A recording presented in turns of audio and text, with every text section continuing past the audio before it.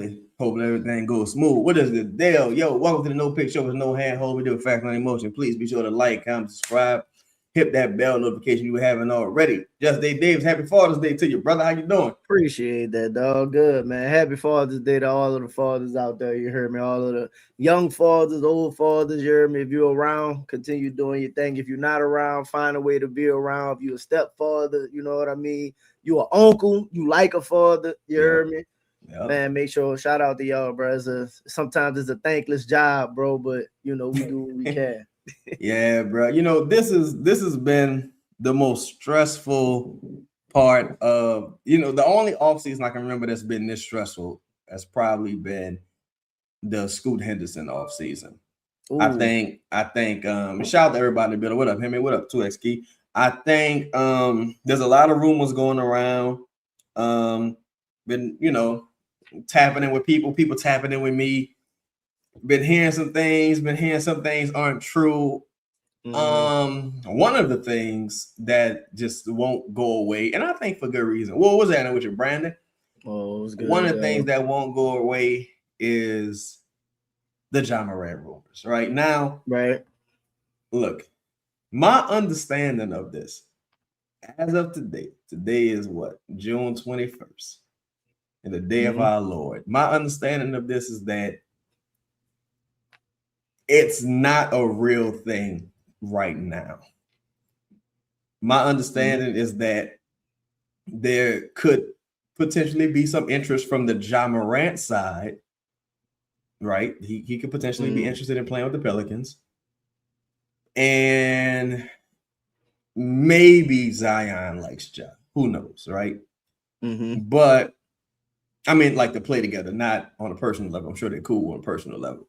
Yeah. But right now, aside from maybe doing some general due diligence, I don't think that that's a likely deal as it currently stands.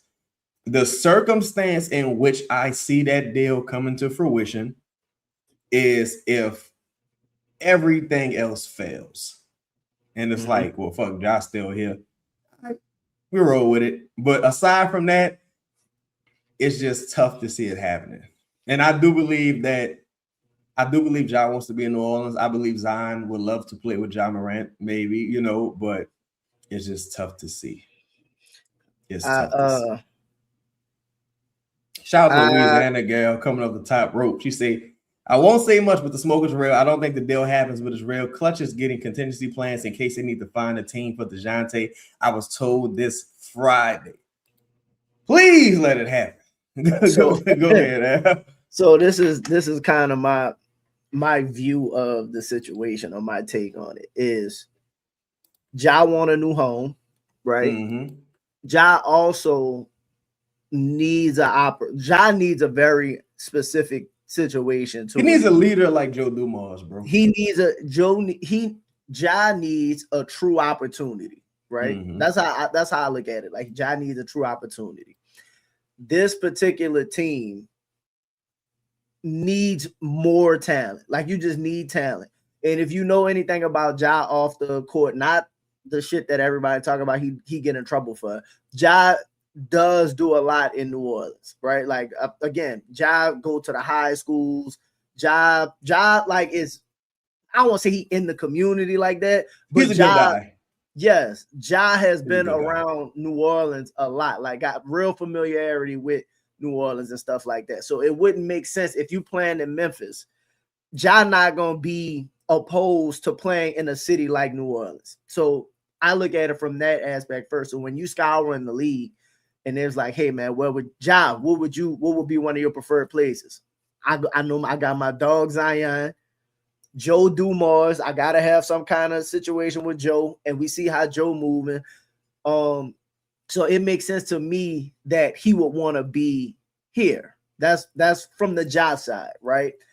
As far as like the smoke aspect related to it, I think I put it. Remember how I talk about like the priorities, right? Like they have a priority list. Yeah. Again, I don't think Ja is like way down on the priority list, but before I give up my assets potentially for Ja, right? I need to see what happened with Jaylen Brown. I need to see what happened. I think you have certain check. The Giannis thing holds up a lot. Yes. So I think there's a bunch of things that you kind of have to go through first, right? Before we actually see where we land on Ja. Because to me, a Ja deal wasn't going to happen. One before the draft anyway. You want to go ahead and read that? Say, shout out to Louisiana girl. She said Joe is in a tough spot. He's not willing to give up a haul for anyone. He's also stuck on his asking price for players. Something has to give, or he's bringing back the same roster. So tough I'm not. Yes, exactly. So I'm of the mindset, right, that I don't think. And before we move on to anything else, I think they're again, the Giannis situation has to take place first before you give up any like true assets to see what you can maybe pull out of that situation or who's moving or what. Yeah. And then secondly, I think that's like priority number one to a degree. With the draft being so close, I think they're kicking tires on the draft. And like, would they do the job? Like, let's say most of the news coming out about Ja necessarily hasn't been any different from any news that we've heard since the season, if I'm not mistaken. Right? Like when the season started, it was like, all right, because Scoop B was real big on, hey, the Pelicans have true interest in Ja. Or Ja got interest in the Pelicans. Yeah. Regardless of whatever the situation is, until Ja is moved somewhere, that's always going to be something that people can fall back on to a degree. Because not much has actually changed. So that's just kind of where I'm at. Truthfully, it really seemed like a two-team race for Ja Morant. Now, random third teams always come into place. And I don't even know if it's real to call it a race because I don't think the Pelicans are actually competing for Ja Morant. Shout out to Louisiana gal. Again, she said, I would like to add that Memphis leaked the New Orleans Ja news. Ask yourself why they would leak New Orleans. I think Ja would really like to play with the Pelicans. And I think, it's one of those things where there's the basketball and there's the business side of things. I think from a brand standpoint, from getting butts in the seats, from that standpoint, from a fan excitement, a goodwill and enthusiasm standpoint, I think Ja Morant's an incredible get, especially if you get him for relatively cheap, which it appears his market value is right now. Now, it doesn't come without its own risk for us, the off the court issues. And shout out to everybody in the chat, man. Appreciate y'all tapping in. Happy Father's Day. And make sure y'all hit that like button, man. Much love to y'all. Doesn't come without its own risk because of the injury issues. Then you can say, well, DeJounte. Doesn't come with his own risk as far as being disgruntled. Then you can say, well, DeJounte. Now, where it kind of jumps the shark with Ja is the gun shit. Right, the gun shit is like, it's a little too far. Then you got suspended. You double down with the gun shit. Now I think you got suspended again. You double. It's like you're a problematic individual on a bright stage, right? It ain't like below the surface, behind the scenes shit like with DeJounte. This is like out in the forefront for the world to see. So that can leave a bitter, sour taste in some people's mouth. I do believe they may have had some surface level general conversations about it. Personally, I'll say this, bro. I think it's a tough spot to be in. It's not turning your nose up at talent because, again, Ja has several risks. It's a tough spot to be in rejecting talent in this market for a number of reasons. One, no one ever wants to play with the Pelicans, right? That's one thing. This could be your last opportunity. Two, if Ja was perfect, he wouldn't be available, right? No. And three, I don't know how you get fans in the building next season. Zion alone won't be able to do it. I think the bud is off that rose. Him driving people to even when the team was winning, Their attendance wasn't stellar. People need something to be excited about. It won't be a draft pick unless it just won't. No matter what draft pick it is, it just won't. Because this is not like a star-driven draft as far as like unless you got like AJ and even AJ or Darren Peters. And then maybe people will come around, but it won't be that. It won't be if you go sign Mitchell Robinson. It gotta be a name. I think realistically, Jaylen Brown. Jaylen Brown. I think realistically, the Pelicans are looking at no national games next season. I think they had one or two this year. Guess who they was against? Two. Guess who they was against? Memphis. One against Memphis, one against the Spurs, if I'm not mistaken. So it's like you know what I'm saying? But again, the risks are real. Maybe you don't want to block Jeremiah Fairs and his ascension, but I'm like, you got DeJounte on the team already. And I think John and Fairs can play together in spurts. And that's presuming, like, for example, let's say you got all your eggs in the Fairs cart. If Fairs twists his ankle and misses several weeks, then what? Like, you know what I'm saying? Like, then what? I think you got to be in talent acquisition mode. I hate to throw out this wild thought. This just out the box line of thinking. But what if, how old is Fairs about to be? 20? 20? Yeah, about 20. What if second year 20-year-old Jeremiah Fairs isn't good? Like, he could regress. He could take a step back. Or he could be exactly what he was, or not much different than what he was. Like, at the end of the day, you're not in a position where anybody on the roster, other than Zion to a degree, other than Trey to a degree, are proven commodities. Everything else is a question. Saddiq Bey, we think Saddiq Bey is going to perform, but like, is he going to perform to the level that we saw him perform last year? That we don't know for sure, right? DQ, we don't know. Herb, you see Herb steady declining, right? You talk about the Ja decline, DeJounte Murray.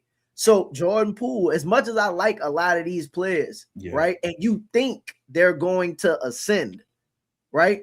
Again, none of these dudes are like proven to do anything. That's the first thing. And again, if you get the opportunity for somebody like Ja Morant to come here, because I'm still for bringing the star, like regardless of whatever. Right. Appreciate go get the talent. Whatever, I don't give a fuck what y'all got going on. Bring in the talent, because you bring in the talent and he performs well and looks again, I understand that there's risk, right? But there's also the potential factor of this dude is phenomenal. Like we think about the risk. The reward when you got a distressed asset, that's going to be a low cost acquisition. The reward far outweighed the risk. Like in this scenario, the reward just far outweighed the risk. And if Ja, and this is I don't even know if this is being generous or not, but if a motivated Ja Morant shows up and looks like anything like Ja, right? I'm talking anything like Ja Morant. Dog, it changed it.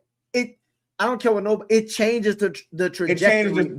It changes your team's ceiling and floor. Like it changes everything, bro. And that's the thing. And also and I hate people to say this, but like, yes, we want to speed. Whoa, what's good, Mike? We want to speed up the process on Fierce to a degree, but Ja Morant being here don't mean Fierce is going to be glued to the bench. Mean Fierce is not going to have the ball in Ja his Morant hands. just played with Scottie Pippen Jr. Bro, Ja Morant looked awesome. Listen, Ja Morant throughout his career, even when he was in and out, right? In and out. I get it.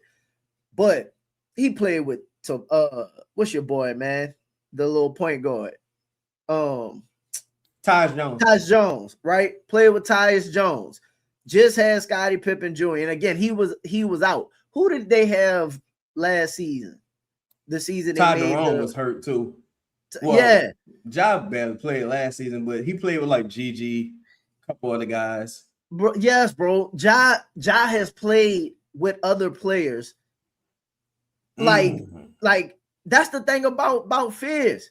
That's another thing too. Fizz not intimidated by nobody. Bro, good players want to win. You need they want to play with other talented players on the court, bro. I need good players on the court. Like, and also, I'm sorry. Also, all right, go ahead. I'm sorry. Go ahead. Joe historically, right? I know when Joe thinks about like Mike. I'm sorry, Mike Miller was Ja former agent, or do Mike Miller just own that agency? I didn't know that. Go ahead, my bad. Go ahead. That's dope. Joe Dumars' vision, right? Think about every form of how Joe Dumars has won, right? Yeah. Chauncey Billups and Rip Hamilton were not big guards. Also, Chauncey Billups had some crazy off the court shit as well. Chauncey got like 5 teams in 5 seasons, something former crazy. lottery pick. Yeah. Former lottery pick, right? Had issues. Got traded with. I think he had injury issues, if I'm not mistaken. He had a lot of issues, right? And Rip Hamilton was not like an ideal guard that people thought when they, you know what I mean, when they got him. He kept the Wizards. Yeah. Joe played next to Isaiah Thomas. Playing next to Dennis Rodman, too. Bro. Zion is on the team right now. Yes, bro. Yes, dog. Yes. So I'm just saying from like a building aspect. Again, we just saw, and I know it's still a little different, but you saw Harden not hold up Maxey. You got to play a different style because neither one of them are the shooters. But again, the downhill pressure and then Ja's gravity with Zion's like they never played with no motherfucking body like Ja. So I personally think a place that has trouble getting stars like Ja Morant. We got problems getting downhill stars. You got problems getting role players. Yes, bro. They be talking about Ja on the decline. Who is the last Ja level player? I'm talking Ja level player. Even as they decline, say, "Hey, I'm gonna go to New Orleans." On their own. Bro, when the Pelicans traded for CJ McCollum, and shout out to everybody in the building, man. Make sure y'all hit that like button. Let's get the likes up. Yeah. When the Pelicans traded for CJ McCollum, the Pelicans had to check with CJ to make sure he was okay coming to the Pelicans. They shout out to CJ. CJ my dog. But come on, bro. Like it's just one of those situations to where it's like it's not a great market. Let me add this real quick. Go ahead. To CJ's point. the CJ Ja comparison. CJ was a professional. Yep. I don't know if I want to say great player, but let's just say a great player in his own right. Right? Dog, CJ ain't never make no motherfucking all-star team. CJ wouldn't know all NBA level player. Like Ja Morant is a former number 2 overall pick in the all NBA, like face of a franchise level player. Is even bringing in CJ is different than bringing in Ja. I'm sorry. I think we both understand both sides of it. Like we understand the risk with associated with Ja. Ja, to his credit, has been really quiet. Been doing his thing this offseason. I'm sure putting in work. But there's also like the risk of permanently alienating the fan base.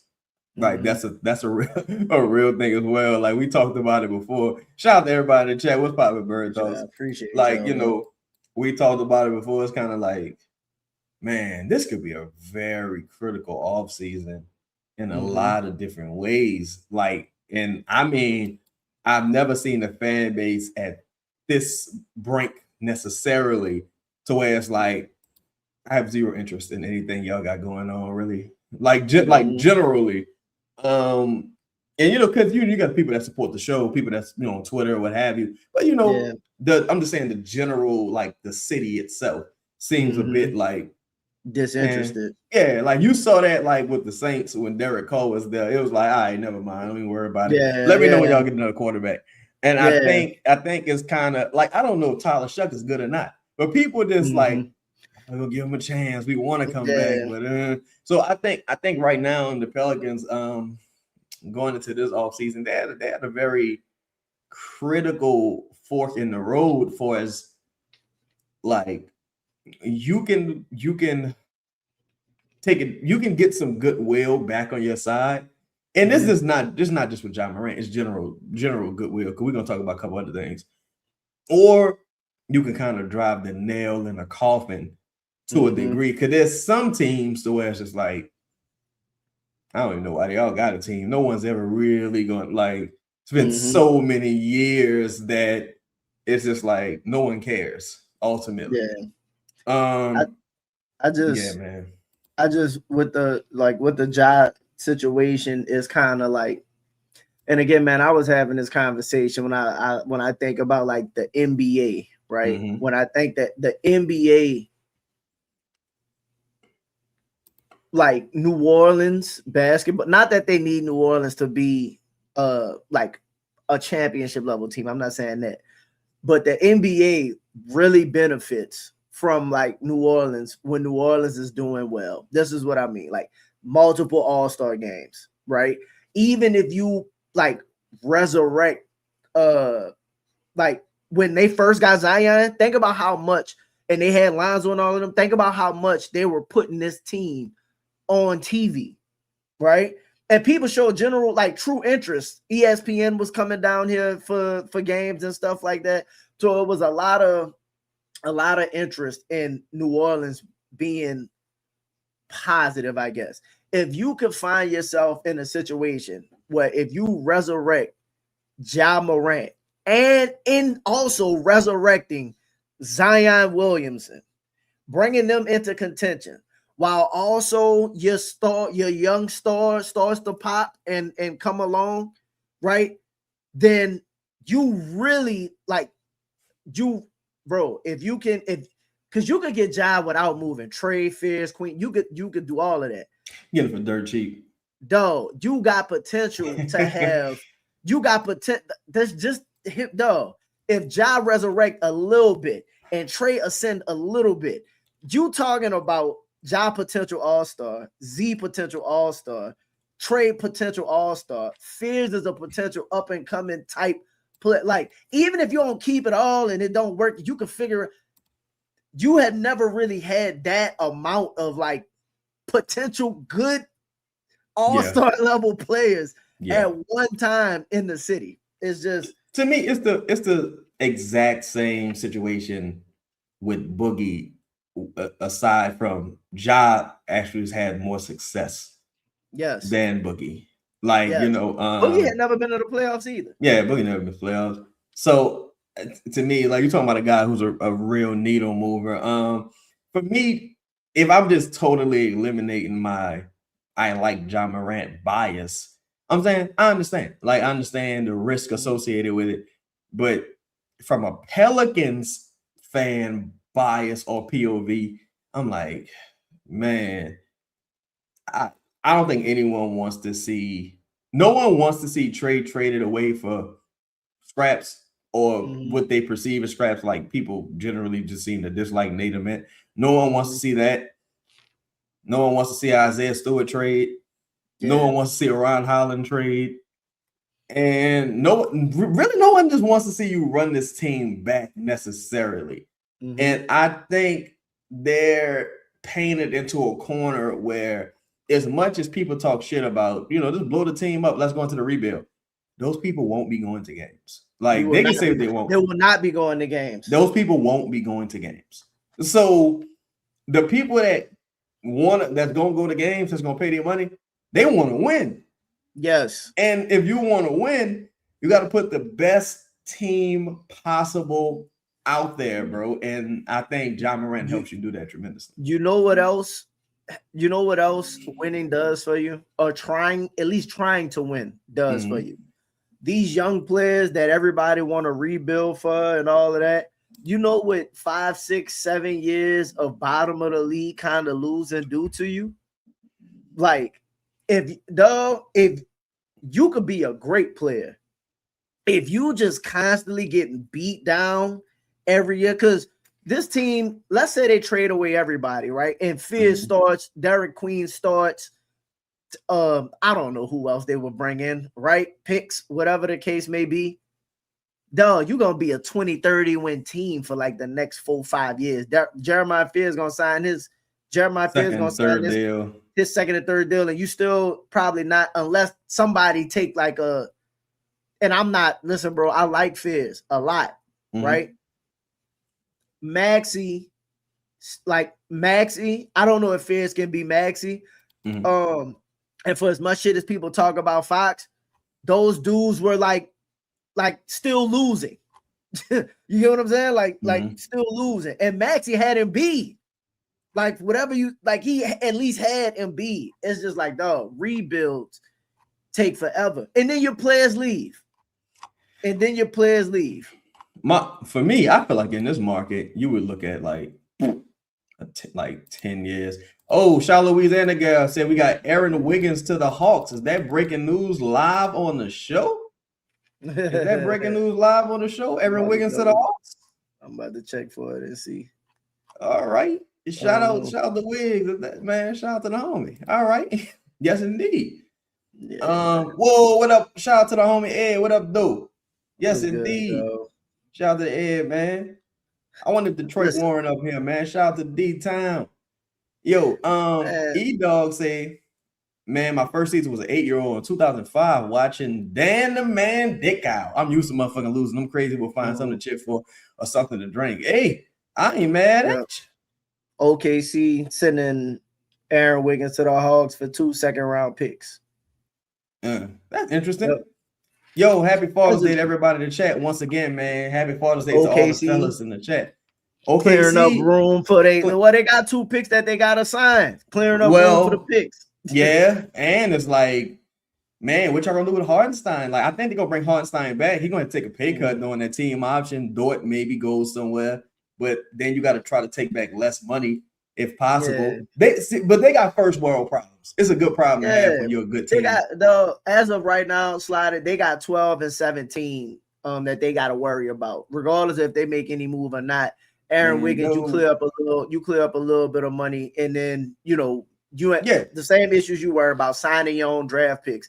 You clear up some space, sign your draft picks. So she said, "Man, we might be getting some. Wait, we might be getting some early shit." I think she's talking about the Wiggins deal. Right, she said she'll be announced any minute. OKC is clearing salary. Okay. Yeah. Shout out to the homie Mike. Excuse me. Yeah, I'm sorry, y'all. I'm still getting over this cough. But shout out to everybody in the building. Make sure I hit that like button. Whoa, what up, Nando? I see you, homie. Mike say Aaron Wiggins to the Hawks is hilarious. After an OKC fan said yesterday Wiggins in 17 for pick 15 to get Cam Carr and went for 2 seconds. Bro, everyone overestimates the value of their own players. Well, everyone overestimates the value of their own players, bro. Like that's just every fan base, I should say. Not every front office, but the fan bases do. It's like, bro, you really think people like we ain't trading Don't Connect unless we get a first? I'm like, well, I guess Don't Connect won't be traded. Yeah, Don't Connect. What the fuck? No, I just think though, you know what the overall issue is with the Pelicans right now, and it's really a good thing. It's truly a good thing, but it's what's causing all of the conversation. These motherfuckers don't leak nothing. They don't leak nothing.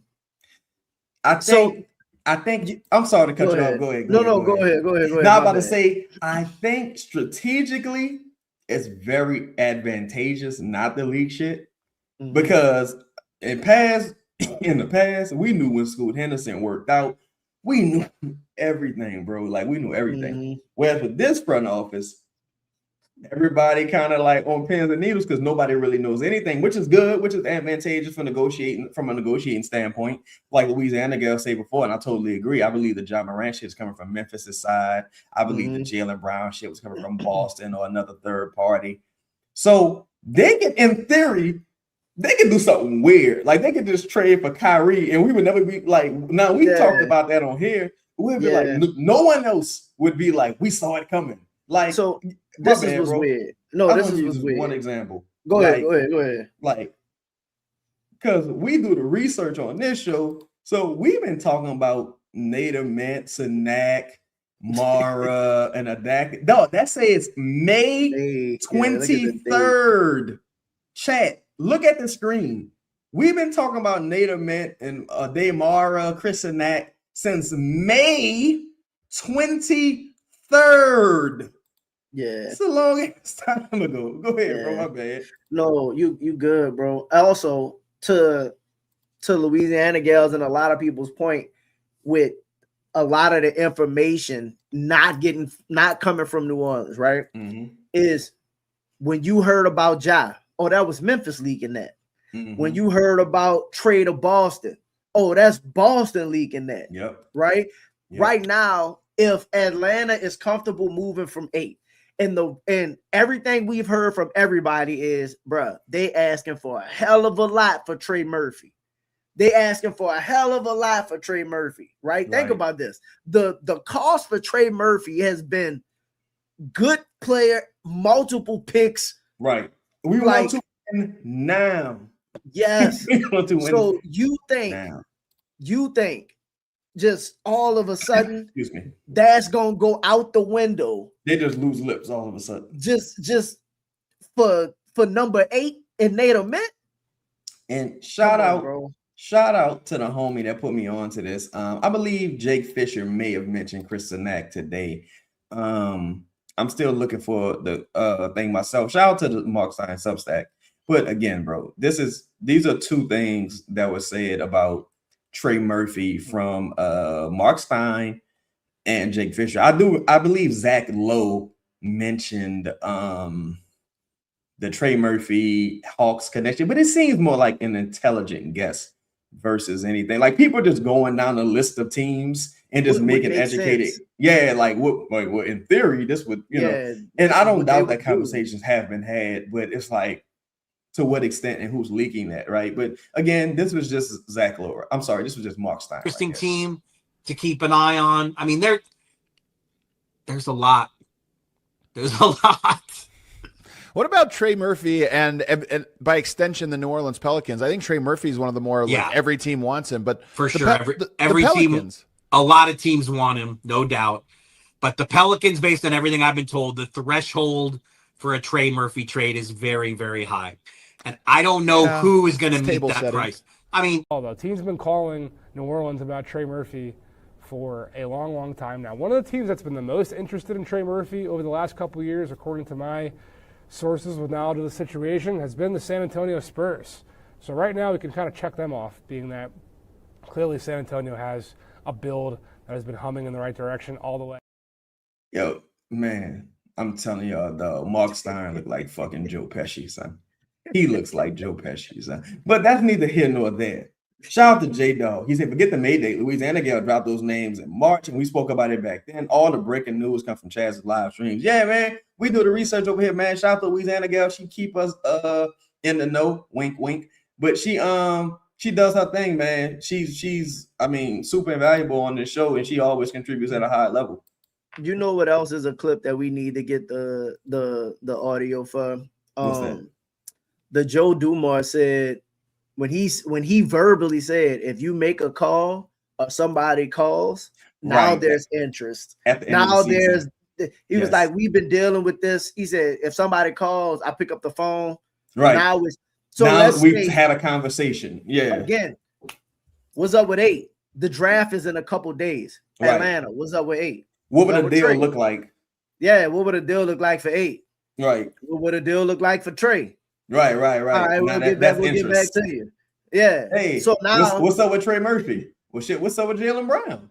Yeah. All right, so they've expressed interest. Yeah. Okay. But I'm sorry. No, go ahead, please. It's just I can't.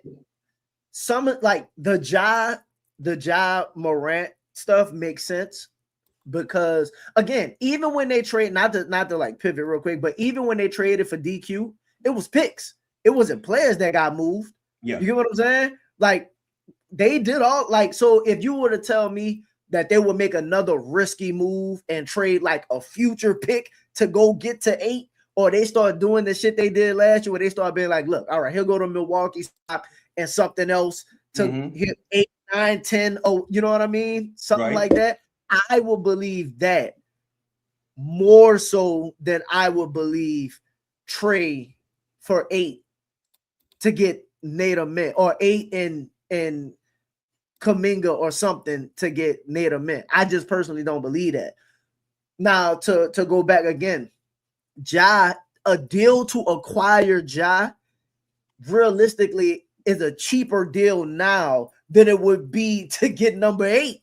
Like, that's the part you get what I'm saying?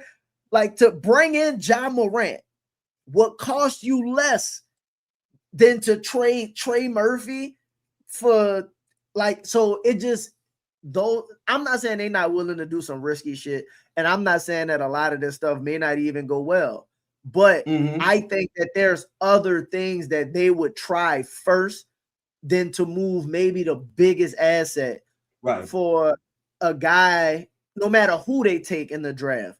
You don't even know if that guy is going to be able to contribute right away or how soon they'll be able to play. And respectfully to anybody on the Atlanta Hawks team, while I think they could, fill some holes, I do not think that anybody on the Atlanta Hawks team right now is going to just move the needle to the point where you just kind of like, okay, we're in a better situation than having Trey Murphy and his deal.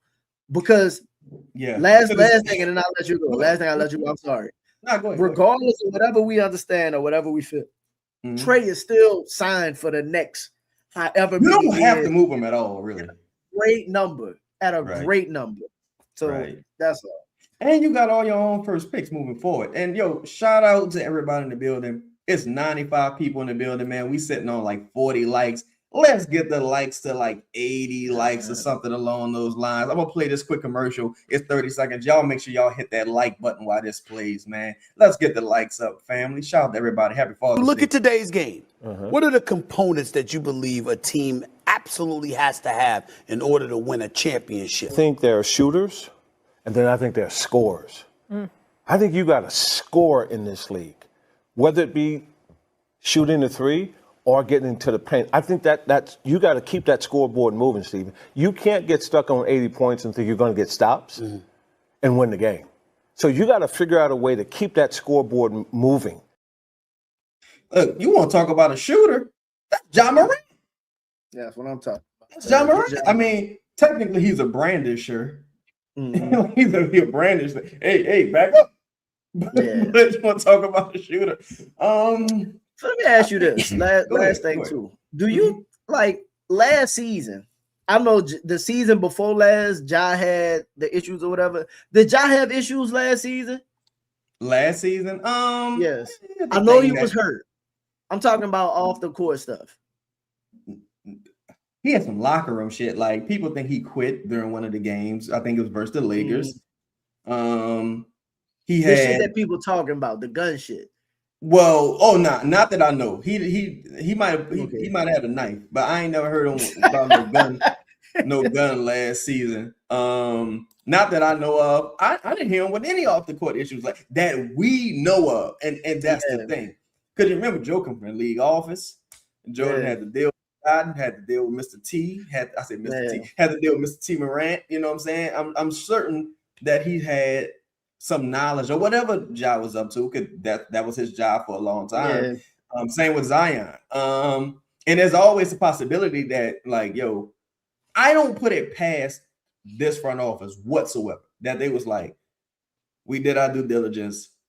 Ja Morant is Norman Bates, and we just not going that route. And I'm like, bet, makes sense, right? Yeah. I'm sure that's a very strong possibility. But if he just like, if he just like Bishop from Juice, he just old dog.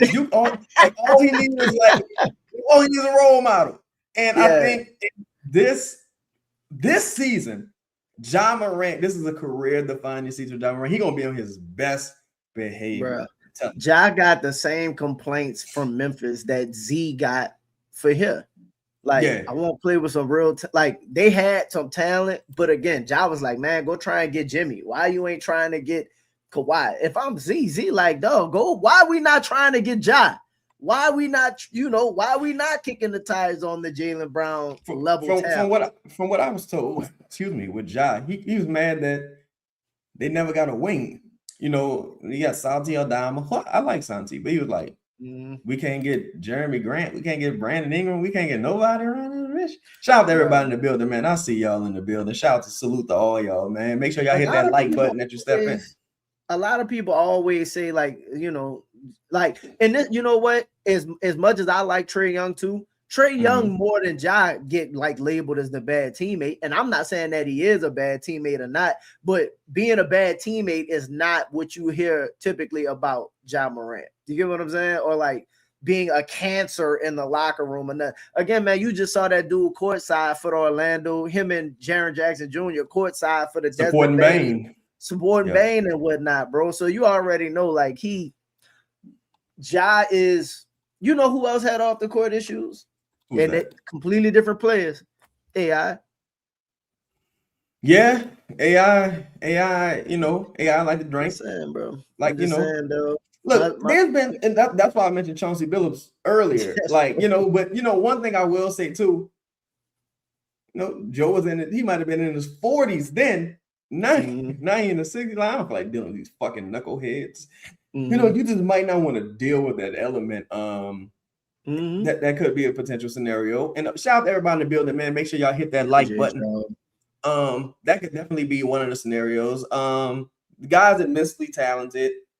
He's, to me, this is what it all boils down to, bro. And y'all got to excuse, because I'm kind of like a thuggish motherfucker. So you got to take what I say with a grain of salt to a degree, because I don't really mind Ja Morant type. Yes. Ja Morant at his best is arguably the best player on the team. Like, this is a real discussion, right? I still think Zion's better, but Ja Morant's arguably the best player on the team. Ja has same like you said. Go ahead. I'm sorry. No, I'm say certain guys' ceilings still don't matter, and that's like, to me, what it boils down to is like, if you're at your best, I'm still in need. If you're at your best, or even if Ja ain't been at his best in years, and Memphis has been a playoff team aside from last year. Yes, bro. So it's levels. If Ja, I'm not gonna even talk about if Ja potentially get back to anything close to like year 3 Ja or something like that. I'm not even gonna say it. I'm not gonna even throw that out there. But if Ja get back to just 2 or 3 seasons ago, Ja, healthy Ja, if he just plays 60 games, like, that dude is significantly better than, like, he's better than Trae. You know what I mean? Like right now, we love Trae. He is better. He is a better player than Trey Murphy right now. Ja, absolutely. Yeah. So I'm just saying, like, while people be like, I don't want to take the risk for Ja, like, no, Trae just got back to the point of playing 60 games. Like, Trae had been dealing with some injuries too. Bro, I don't know that. People out there fucking mind. Like, I saw a lot of stuff today. And here's the part I don't like. Right? People want to be judged during execution of these young men. These are young men with millions of fucking dollars, right? So they're gonna make mistakes. Dog. You could be a grown man and make mistakes, but they're gonna make some mistakes. Ja made some knucklehead ass mistakes. Is what it is, right? But I don't believe in a motherfucker being like irredeemable. Like, I don't. That's not something I believe, because at the end of the day, he ain't never hurt nobody. You know what I'm saying? He's never even really been accused. Well, he got a couple incidents, but he's never really hurt. Never really hurt anyone. But I just, like, if we just talking about on the court, because that's ultimately what matters. On the court, dog, Ja not like fuckwittable like that. Ja's a very excellent player. But we'll see what happens ultimately. Shout out to everybody in the building. Make sure you hit that like button, bro. Last thing about, go ahead. James Malloy say Ja at his worst was averaging 18 and 10 albeit with bad efficiency. That's with a coach he don't really get along with. And they weren't playing nobody either. Like I'm talking about, like, Memphis's team.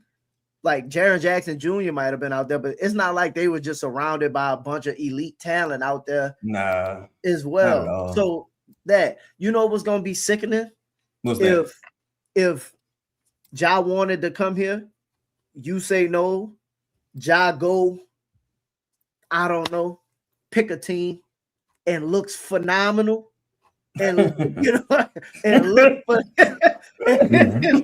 like dog. That's probably like the most likely scenario too. He go to like Minnesota strike out on some shit. He go to Minnesota next to Ant and just look like prime Ja Morant, and then they go to the finals or something like that, and people gonna be like, well, you got fears. Man, I just saw motherfucking Steven Castle, rookie of the year, Steven Castle. Look, Ja Morant better than everybody I'm about to name. Steven Castle, Dylan Harper, and Darren Fox today. Ja's better than all those guys, in my opinion. More talented than all those guys today. Yes. You just saw that team go to the finals. Come on, man. So people talk about we're gonna get in this way. No, talent adjusts to other talent. That's like Dumars and Isaiah Thomas. Talent adjusts Jaylen Brown and Jason Tatum.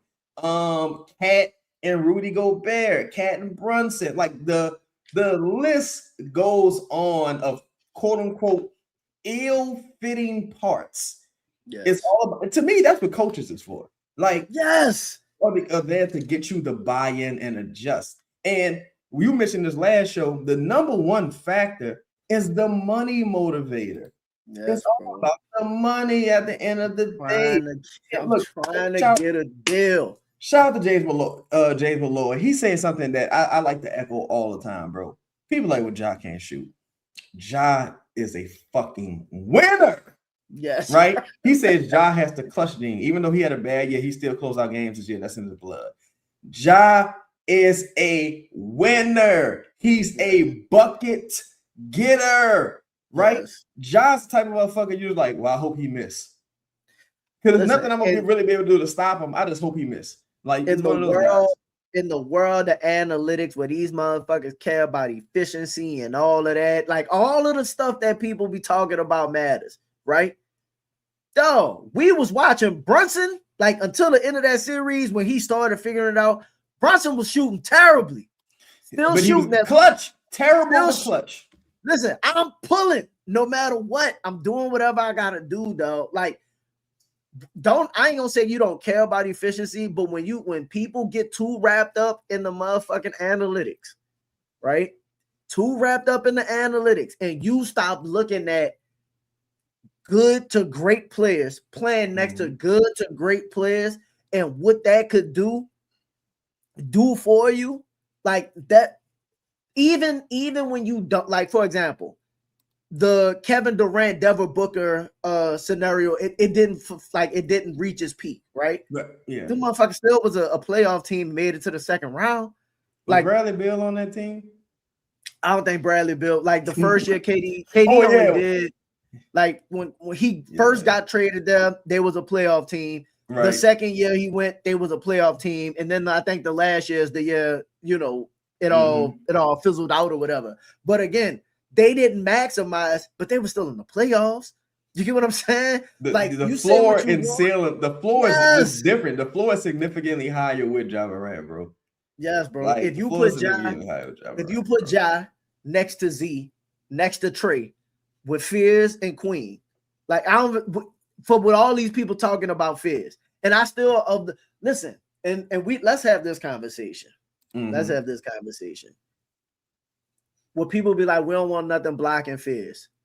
DeJounte is currently blocking Fears. Like, he's already blocking Fears. So, like, you can't say, I don't want nothing blocking Fears, but and then Ja play more than DeJounte. Yeah, no. And he better. And he's significantly better. And this is what I mean by he's blocking Fears. He's not going to the bench. He don't really want playoff ball. You know what I'm saying? Like, all of the things that I think Ja would be more willing to do, not necessarily going off the bench part, but like we've seen Ja be willing to like play different roles to a degree.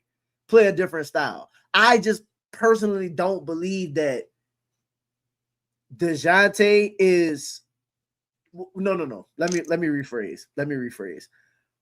If you have the issue with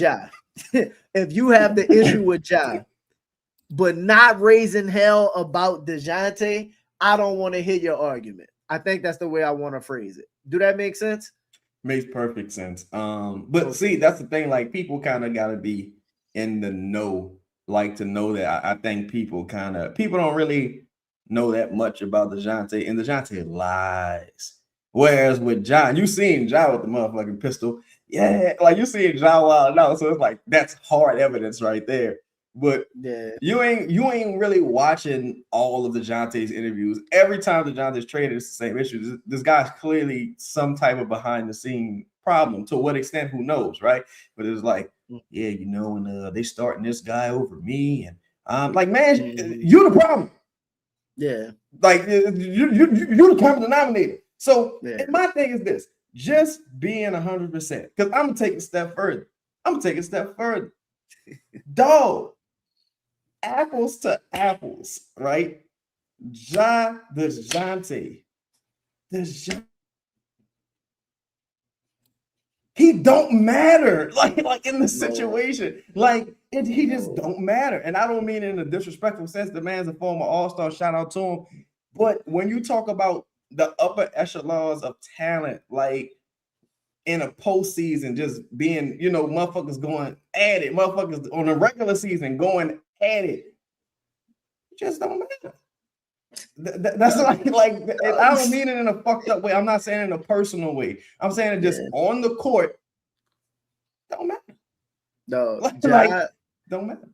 Ja, and I think people don't really watch the games when they play, right? You know what I mean? Because most people people don't watch other like teams. No, you watch like ESPN and you catch the highlights or like the clips of the game, or like not everybody just got NBA League Pass, and if so, you ain't really watching Memphis, and Ja ain't really played.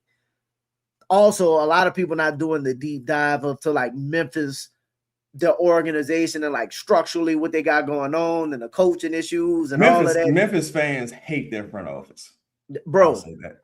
You know what I'm saying? So they nobody's doing the real homework as to why Ja is just, you see what you see, and that's kind of what it is. Am I saying Ja would be the perfect guy? No, that's not what I'm saying. Am I saying Ja don't have issues? Yes, he absolutely has some things. Potentially, he's done some stuff, right? But if you give that dude an opportunity at this point in where you are in your franchise, where he is and his career, is more beneficial to you to give Ja the opportunity, right? Like, you get more than you win than you lose. It makes more benefit to bring Ja in than to say, you know what? If the decision ultimately came to be, hey, I'm gonna bring Ja in, or it was like, you know what? Nah, we're not gonna bring Ja in. We like DeJounte's our starting guard. We're gonna run it with DeJounte. Like, I say, look, bro, you want to make an omelet, you got to break some eggs, though. Like, shout out to everybody in the building. We got 137 people in the building. Do us a favor, take a moment, hit the like button, man. This is a passionate conversation, and I think we're all kind of like just excited for the off season, and just looking forward to the team being competitive. A couple moves have already happened. Wiggins, his $9 million contract was taken back into the trade exception that the Atlanta Hawks had. So they're clearly going to have to make some cap space to make this happen, and hopefully it works out with them. So, but yeah, so it's going to be interesting to see how they navigate the offseason. But man, you know what I hate before we move on? What's that? To like, again, in this world of social media, right? It's kind of like somebody says one thing, and then because there's no true information, everybody just gotta take it as fucking fact and run with it and whatnot, right? Yes, bro. And especially when you're not hearing anything from anybody. That part is amazing to me. But to initially to the conversation, I think there is consideration for them to bring in Ja. I think there's been like true dialogue about it. I just think it's not top of their priority list right now. If I had to guess, I would say I think the front office is just apprehensive about Ja Morant based on that's a great way to phrase that. Just based on intimate knowledge and mixed with the emergence of a Jeremiah Fears. I think those two things in company kind of make it a little bit like, like I don't know. You can't go to Jeremiah Fears and be like, "What you think of Ja?" It's like, "Dog, I don't give a fuck what you do. I'm trying to hoop." Like, and he's a second-year player. He might be like, "Man, I love Ja Morant," to me, this is where the issue lies. Hypothetically speaking, because I was told this by a good friend. They was like, "Look, this last offseason, like, look, Zion, what would it take for you to be successful here? What you want?" You're like, "Man, I want a guard, I want a center, and I want some dogs." Now, one could say, well, Zion, and Joe Dumas said this too, like, well, brother, you got to show up. Like, you got to be the guy. So I don't know if Zion showed himself to be the guy this season. And that's why it's one of the things with, like, how much goodwill do you have to where your word stretches? Now, personally, I don't think Zion's ever played with an especially talented co-star. I think Brandon was like really good with him. But I'm talking about like an all-star starter type 1A type number 2 type guy. He ain't played with a cat like Anthony Edwards for everything. He had Cat and Rudy Gobert. Yeah, he hasn't played with a Cat level player. No. Like, he hasn't played with Cat level. People was like, Anthony Edwards made it to the Western Conference Finals. It's like, dog. And that was awesome. Karl Anthony Towns is a former number 1 overall pick. Karl Anthony Towns was like one of the best big men in basketball. Like years. Like, people, that's the thing. I think people get to a point where they don't like a person's personality and they start judging the person based on that. Like, no, Karl Anthony Towns was a very especially good basketball player. No, not to mention, if I'm not mistaken, was Ant when D'Angelo Russell was there? Like in his early years, if I'm not mistaken? Maybe like the first year or so. I'm just thinking about when people come, and I'm not saying that Zion is Ant, right? I'm not saying that. But when people be like, Z ain't never made it to whatever, and it's like, no, Luka had Kyrie. Ant had Cat and Gobert. Like, look at the level of talent, like next to the players that were like Brian had Anthony Davis. Like, you get what I'm saying? Like, if you look also though, just to be real, them niggas actually played. I agree. And that's the thing, like Zion. That's the thing where it's like, if I'm the front office, it's like I'll take your suggestion in mind. I keep it in mind. I'll take it into consideration. I'm listening. Yeah. But you ain't done enough to. So again, to that point, right? To that point, let's say Joe coming to the offseason and he set the expectations on Zion. This is what I this is kind of what I believe, right? I think one of the things that Joe told Z out the gate is like, look, you got to be available. You heard him say that. Got to. Zion was capable of playing over 65 games this year. If that ain't available, I don't know what is. He's coming back from injury. They said he was playing games they didn't think he would play, was showing up, right? So first he was available. Second, they said, we need you to work on some things in the offseason. Like this particular offseason, I need you to build on what you did last year. Yeah. From all the reports, what everybody's hearing in the building is Zion is absolutely putting in work, right? So I'm not saying that they're going to like cater to Zion at all. But if if Joe got here and everybody's getting a fresh start, well, in your first year of Zion, you got 62 plus games. You know what I'm saying? You got 62 plus games. You didn't have no off-court issues. Like y'all had whatever he came in with and that got situated. But your iteration of Zion hasn't really been a problem. Now that motherfucker got to play better. Yeah. You know what I'm saying? That's you got to deliver on the court now. But the things that I think they asked him to initially, I think he's delivering on his part of it. This year is going to be a big year, though. I'll say this. I will go a step further, and this is just my suspicion. Mm-hmm. And again, man, I talked to shout out to Chris, talked to other people. I know that Zion and Joe have a good relationship. I know that Zion and Coach Mosley has a good relationship. I know that Zion and a couple, people in the building have good relationships. I would say, now I don't know if Zion's earned the right to make a Ja Morant level request, right? Mm-hmm. Even though it wouldn't cost you much, I don't know if he's earned that right. Zion's never gotten a coach fired yet. Zion has never been behaved like a star player. He's a very selfless guy. Very selfless guy. He's also not available often. So that those two things tied together, it's like, damn, this dude never really been like a brat type player. Mm-hmm.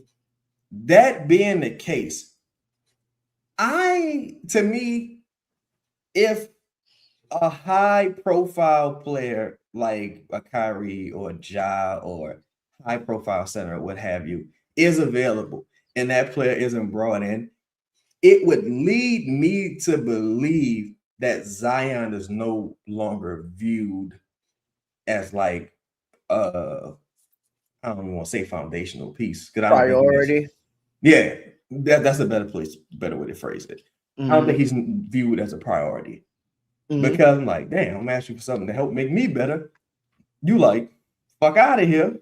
Yeah. Or not even like, fuck out of here. Like, nah, you don't know what you're asking for. Da. Now, that could be the case as well. Like, maybe you a player. We know what's going on. Yeah. Save it for yourself kind of thing. Yeah. So, but it would lead me to believe that, all right, Zion, you're next. Like, you're about to be out of here too. Because, clearly we're not going for it. I'm gonna say this, and I don't mean this with Ja. I mean this could be anybody. Like if Kyrie was available, anybody. I'm of the mindset because a lot of people look at this it's always from the Pelicans perspective and like telling Zion no and all of that shit, right? No, you think Zion want to keep losing? Like it's wait until you be like, no, you can't have Ja, and no, you can't have this, and no, you can't do that, right? We know what's best, and none of that shit work out. At some point, like Z gotta do what's best for him. The money on the line, bro. I gotta get out of here. Yeah. And that's just where it gets complicated because it's like, well, you ain't never really done nothing. Like, well, recently, you haven't done anything recently, but also you can also say you have the worst coach in NBA. Aside from all of that, remove all of that for a second. Though, if Z was off the team, right, and Z off the team, and you talking, boom, Z, breaking news. Zion requested a trade. Right. Like requested out. Like first off, you not really getting nothing back. Especially like not that he requested it. Not that he requested the trade, right? If I'm Trey and everybody was like, well, if you move Z, you ain't gotta move Trey. You think Trey gonna just wanna sit here? I don't know if he wanna sit here right now, to be honest. What? So you think Trey, who think he'll start, gonna want to sit here and go through his third season of 20-something wins, right? That's how you get that fucking 10-year. That all right? Look, excuse me. Right. I'll say this. I think it's gonna be very hard to move. And shout out to everybody in the building. We got 130 people in the building. Make sure you hit that like button, man. Let's get the likes up to 100, man. Appreciate everybody. We're gonna get to the star question soon. I'll say this. It's gonna be hard to move season tickets this offseason, bro. Not if you bring in Ja. Look, if you bring in Ja, you got a chance. I ain't gonna lie. Like, just looking at everything, like last offseason, bro, it was bad. So this offseason, I'm like, fuck, how many people y'all gonna be at Family Dollar giving away tickets at the Dollar General? Like, cause it's gonna be hard to get butts in them seats, man. And now you talking about, refurbishing the arena and lease extensions and things of that nature. It's gonna get to a point where it's just like, is it even worth having a team here? Because it's not entertaining. You can't really attract star power. No one goes to the games. Fear's gonna have to be so good, bro. Like people talking about you don't want nothing in his way. You like. I mean, to me, Fear, like, to me, I would put. I don't even really want to put Fears in it because, again, it's fucked up, but it's like Derek would have to be so good because it's like, like, and that's because, again, like, and we can move on to, like, some of the Trey Murphy talk, but it's like, you got a lot of pressure. And he probably don't feel the pressure. He probably not tripping. But it's like outside, like whether outside noise affects you or not, it still exists, right? It's not like one of those things where it's like, if a tree falls in the woods. It's like, no, because those people buy tickets, those people buy merchandise, those people, et cetera, et cetera. And that arena the arena been bald head the last 2.5 years. I've been in there naked. So you can go in that bitch and say, Rico La. Like, you can go in that bitch. It is bald head. So gotta get some asses in some seats, man. So what are your thoughts on shout out to a homie right here who said he proposed this trade. I can't find it, but the trade was essentially like Okongwu, Kuminga, and 8 for Trey. To me, it would depend on who's taking. If it's like a Damara, I could talk myself into that trade, but I still wouldn't love it. For one, because that was your pick. That's really why I would love it also. Yeah, I think you would have. I don't see them trading Trey. I ain't gonna lie. After doing research on the draft, and first off, I'm not doing that until the draft because you gotta see who's on the board. I might not have, even if my dude on the board, I might have somebody else that I like that's currently falling. Like if the draft work out how I think it's gonna work out, like before, let's say Nader Mint go at 6, right? But it's looking like a Damar about to drop to 12. Like, why the fuck would I trade up to 8? Like, I might have had a thought of doing a deal, but like now, I might be able to. That's my position as well. It's like you gotta wait and see what's there and who's there. Like, because I've been seeing a Damara drop as far as like 13, 14. I think the consensus is probably like 12. So if you like 12. Like that's dropping the bucket. Really different. Yeah, that's a future first. Like you can save a couple million by not drafting them 8. You know what I'm saying? So I just, again, the reports from everybody about Trey's perceived value. Yeah. Right.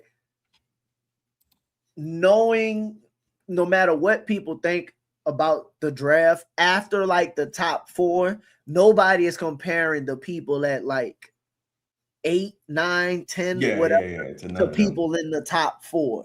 I could see if you was looking at 8 and it was like, oh, you could get Caleb Wilson at 8. Then it's like, all right, like you know what I mean? Right. Like if you could get a player like that at 8, then it's like, well, shit, I might. If it's one of them type of drafts where, you know, D Wade at 6 type shit, like something like that, then maybe you could consider something like that. But the perceived value for Trey, and then again, bro, for 8, and then what they gonna do? Give me Ricochet and Kuminga, and like, you know what I'm saying? They're supposed to sell me on the former number 1 pick, and then to me, and it ain't even about trade play. To be honest, it's just to me, it's about the market. Yeah. To me, it's like to me, it would be like if the Nets traded Mikal Bridges that offseason versus trading him for 4 firsts during like a certain time. Like I don't remember exactly when he was traded, but to me it would be more like this person's value is kind of only going up because of the market we're in. I say that because this is a buyer's market, not a seller's market until someone sets it. Even I've been saying this for the longest. Giannis is not going to get a great deal, like a great trade. It's not going to be like a great trade, in my opinion. I don't think it's going to be 4-5 real first. It's going to be some bullshit, like some stuff. If he's traded, it's going to be some stuff. And I think it's still like, well, damn, this is not that type of market. And it's like, well, his skill set is more valuable to me. His cost control, his trajectory is more valuable to me. And I want to win now. Now, if I draft, let's say it's Nate Ahmet, right? Project player, high bust potential. Like I don't know how much the boom is. Even Derek Queen has a high bust like capability. It's like, well, damn, I'm 1 for 3 in short things here, right? So take that to equate. If it's a Damara, like a person could convince me like Chaz that Damara is much more valuable than Trey Murphy in a vacuum. And I would say in a vacuum, you're absolutely right. In a vacuum, you're absolutely right. And he's going to be a rookie on a cost control deal. But I would need to know that Damara is on the board. I would need to know where Damara is going to fall. And I really would need to know the next move in acquiring talent for the team. I will be 100% honest with you, dog. If they traded for Ja today, I would be more comfortable with trading Trey tomorrow. Yeah, like that to me, I totally understand it because that's kind of my perspective as well. Like, I don't want to trade Trey because I don't think the return is going to be there. And I'll trade anybody, and I mean anybody. I mean, if it's 15 motherfuckers on the roster, 15 of them, I'm willing to trade if the offer is there. But I don't think the offer is going to be there as far as like it's not going to be quantifiable. I don't think. I want to win. I already don't got no shooters. I need people that can actually shoot and score at a high level.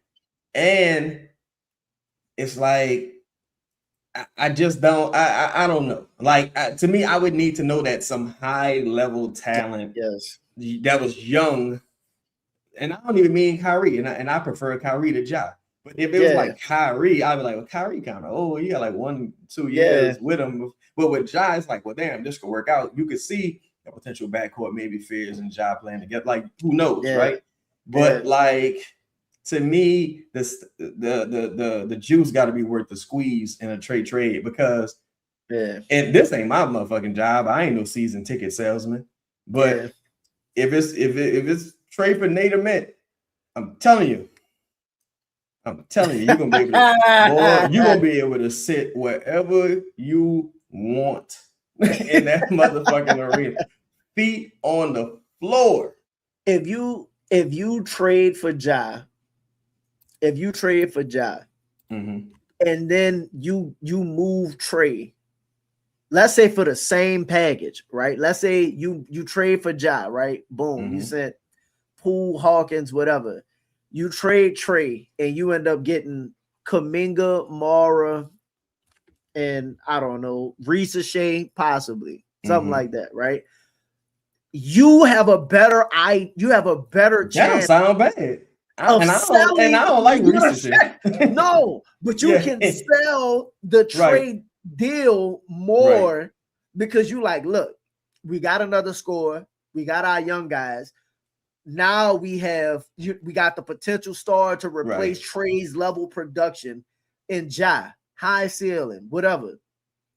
And I got Mara, Kuminga can do, Kuminga, you gotta sign Kuminga, but you gotta extend him, you gotta extend him, go, but or you can let him move, but you still got Kuminga still had potential. You done created a spot. You still can move. Like, you still have avenues. Ricochet, Young still got high potential. I don't think he's completely done yet. Like, you don't know what he'll be as a player. You can sell me on that. And then if you took, I don't know, something else, like if they gave you something else in that deal, then you could be like, you know what? To me, if the deal was like a Demara, what's the homie name again? Kuminga. Not Congo. Kuminga. And I don't mind Oneka either. I think that's when the money starts to get weird, unless you send them something else. But let's just say, because if I got Amara and Misi and Okongwu, it's like, what the fuck? I need all of these niggas. That's why I say Zach. Yeah, like I would have to get Ricochet. So I go I'm like, if I believe Ricochet could at least be something decent someday. He coming off your bench. Yeah, he come off your bench. Maybe there's some pedigree there. And I need a future first. And I need a future first. I do it because again, I think in the vacuum, a Demara is more valuable than Trey. Yeah, but I got my center of the future. Yeah, I got my point guard of the future, a center of the future. Yeah. I got my forward of the future, a center of the future. You know what I'm saying? Like, okay, I'm starting to put together somewhat of my core, and I replaced Trey's production with Kuminga. Not that it's going to look the same. Yeah, it's not the same, but I got a defender, a rebounder, athleticism. He can score the ball. I like scorers, not shooters. You know what I mean? And I think too, you just can't trade Trey for a person that couldn't average 20. No.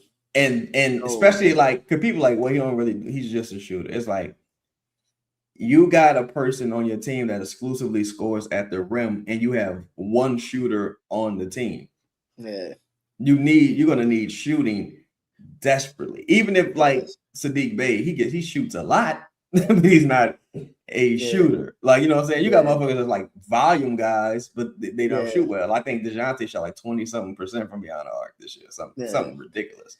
That's another thing about Ja. Ja did that shit with Bane, and Bane is a better player, but it's not like they just had Buku shooting over there at Memphis. Nah, they never really. That's another thing. That team was always weird. Well, they had Luke Kennard and Santi, but it was weird. Like, it was weird constructed team. Of it. Yeah. So, man, shout out to everybody in the building. Make sure y'all hit that like button. We're going to get to some of the starred questions, man. We're going to see. We going to see, boy. You got tomorrow. Tomorrow should be the day of action. What's your thoughts on Wiggins before we move on? You think Wiggins is a good player? Which one? OKC. Solid. Don't matter. Yeah, he don't move the needle. He don't move the needle either way to me. Solid guy.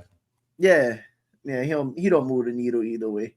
I think he one of those like this. Like OKC, I think they have players that can play, but again, it's a lot of players in the league that can play. You know what I mean? So you think they're more like system players, like guys from OKC? I don't know, but I'm not projecting their ceiling. Like, not all of them. Aaron Wiggins specifically, I'm not projecting Aaron Wiggins to go somewhere and be like incredible. I think he could go somewhere and play though. You know what I mean? Like, he could go be a role player somewhere. He could go do exactly what it is he did over there. Man, I wish we could have got Colin Gillespie, dog. I like Colin. I wish we could have got Colin Gillespie, dog. I like the Suns getting the offseason really started. Like, and again, teams that had they all season kind of kicked up, brought back a player that they absolutely needed to bring back. So I think that's a good start for them.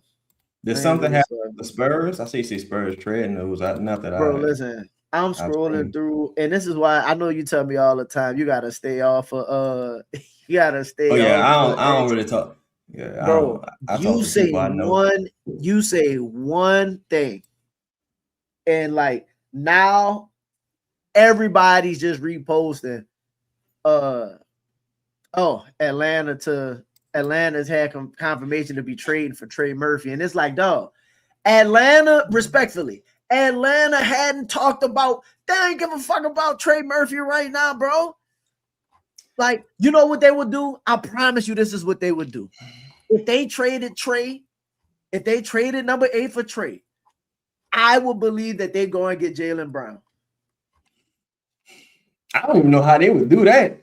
I think they would just, because I believe they don't have no need, not no need, because Trey can fit damn near anywhere. But I don't like just see, like, not saying that they can't use Trey. Trey fits everywhere, right? Right. But I get what you're saying. You saying that if they was gonna get Trey, they might as well go get Jaylen. Yeah, like right. Give up all of your stuff for Trey? Because I would like, if I'm gonna send all of that, like if you're gonna give me all of that for number 8, right? Like if you're gonna, I'm gonna send no. I don't think they got enough to get Jaylen, to be honest, unless he wanted to go there for real.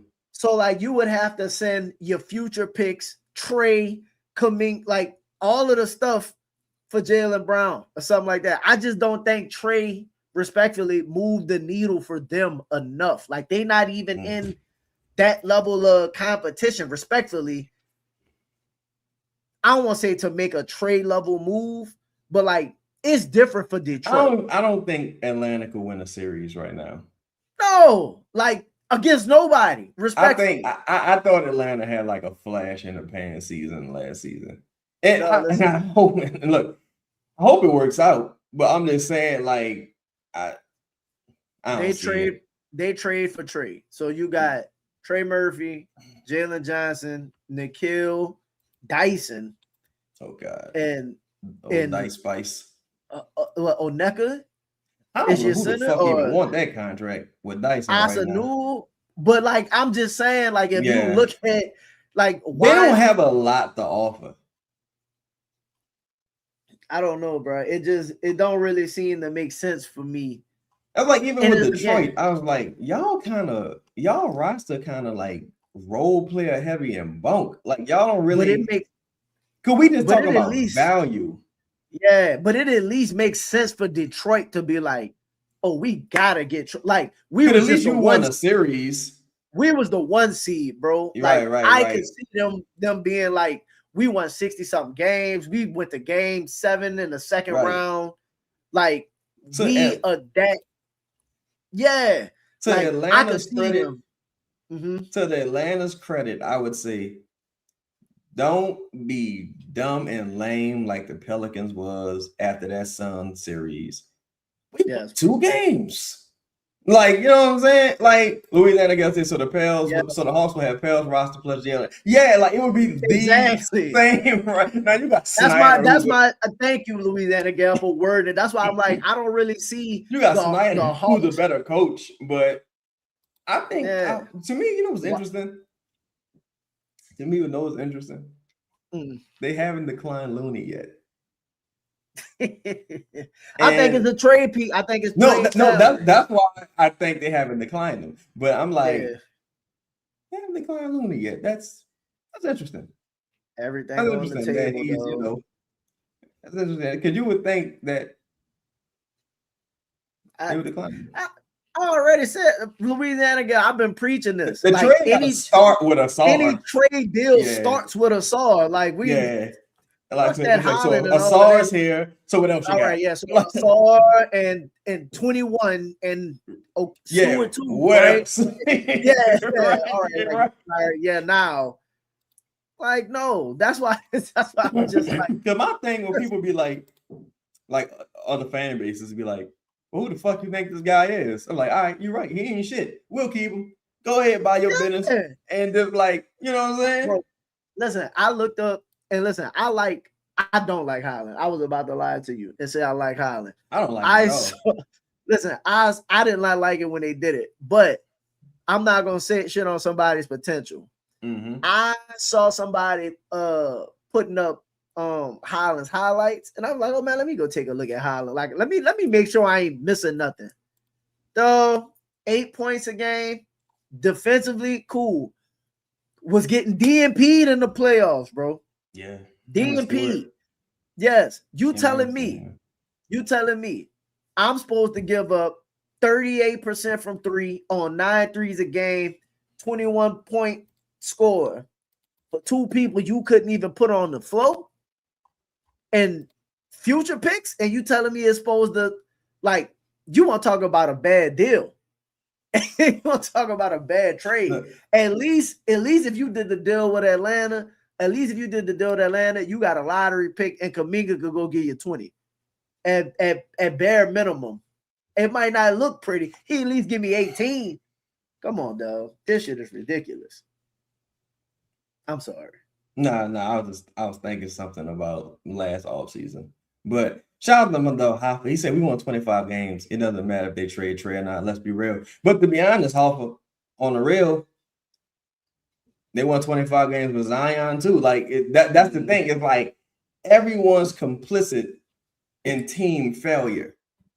Right? Yeah. Some people just more talented. Some people were more a part of the solution than a part of the problem.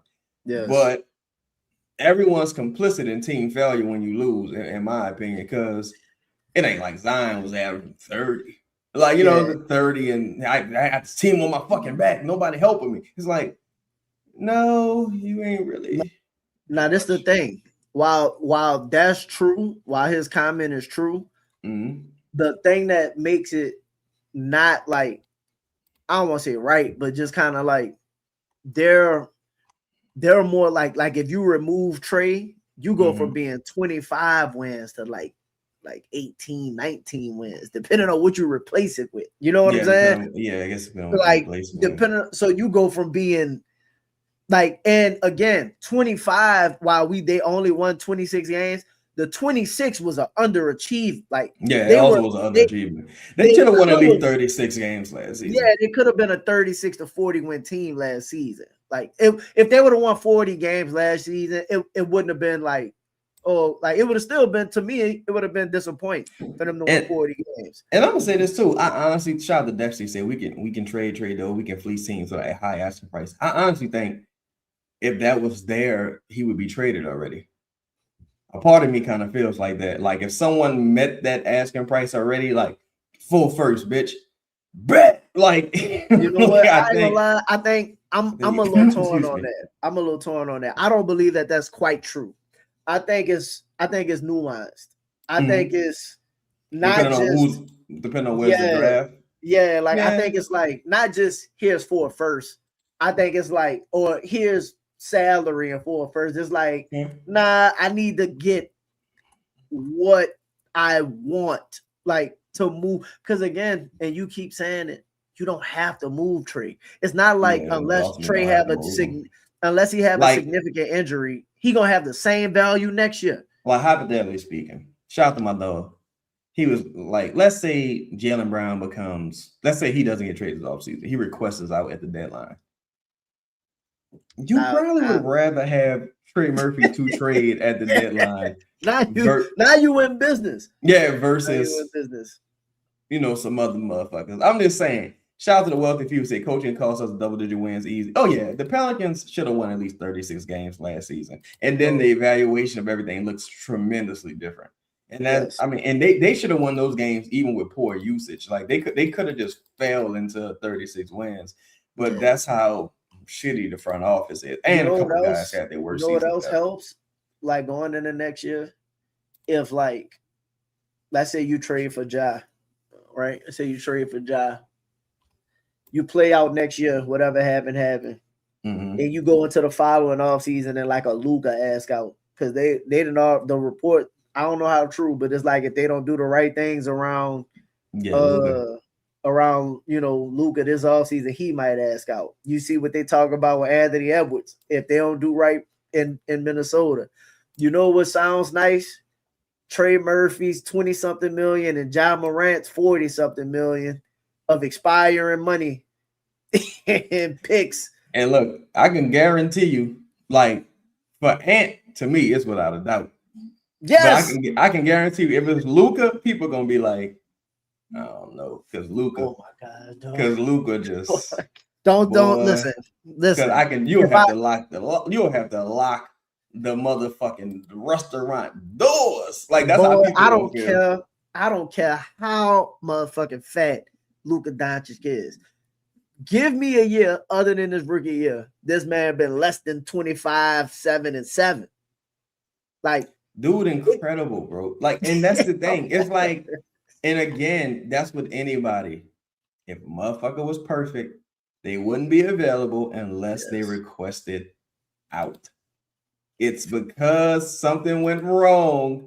That's why they're available. Like, you know what I'm saying? That's just what it is, truthfully, man. But shout out to everybody in the building. We got 134 people in the building. Let's hit that like button, man. Let's get the likes to over 100 likes. We appreciate y'all rocking with us for this Father's Day. We're going to play a quick commercial so y'all can hit these likes, get them over 100, and then we're going to come right back and answer some of these start questions, man. Much love to everybody in the building. Yes, in fucking deed.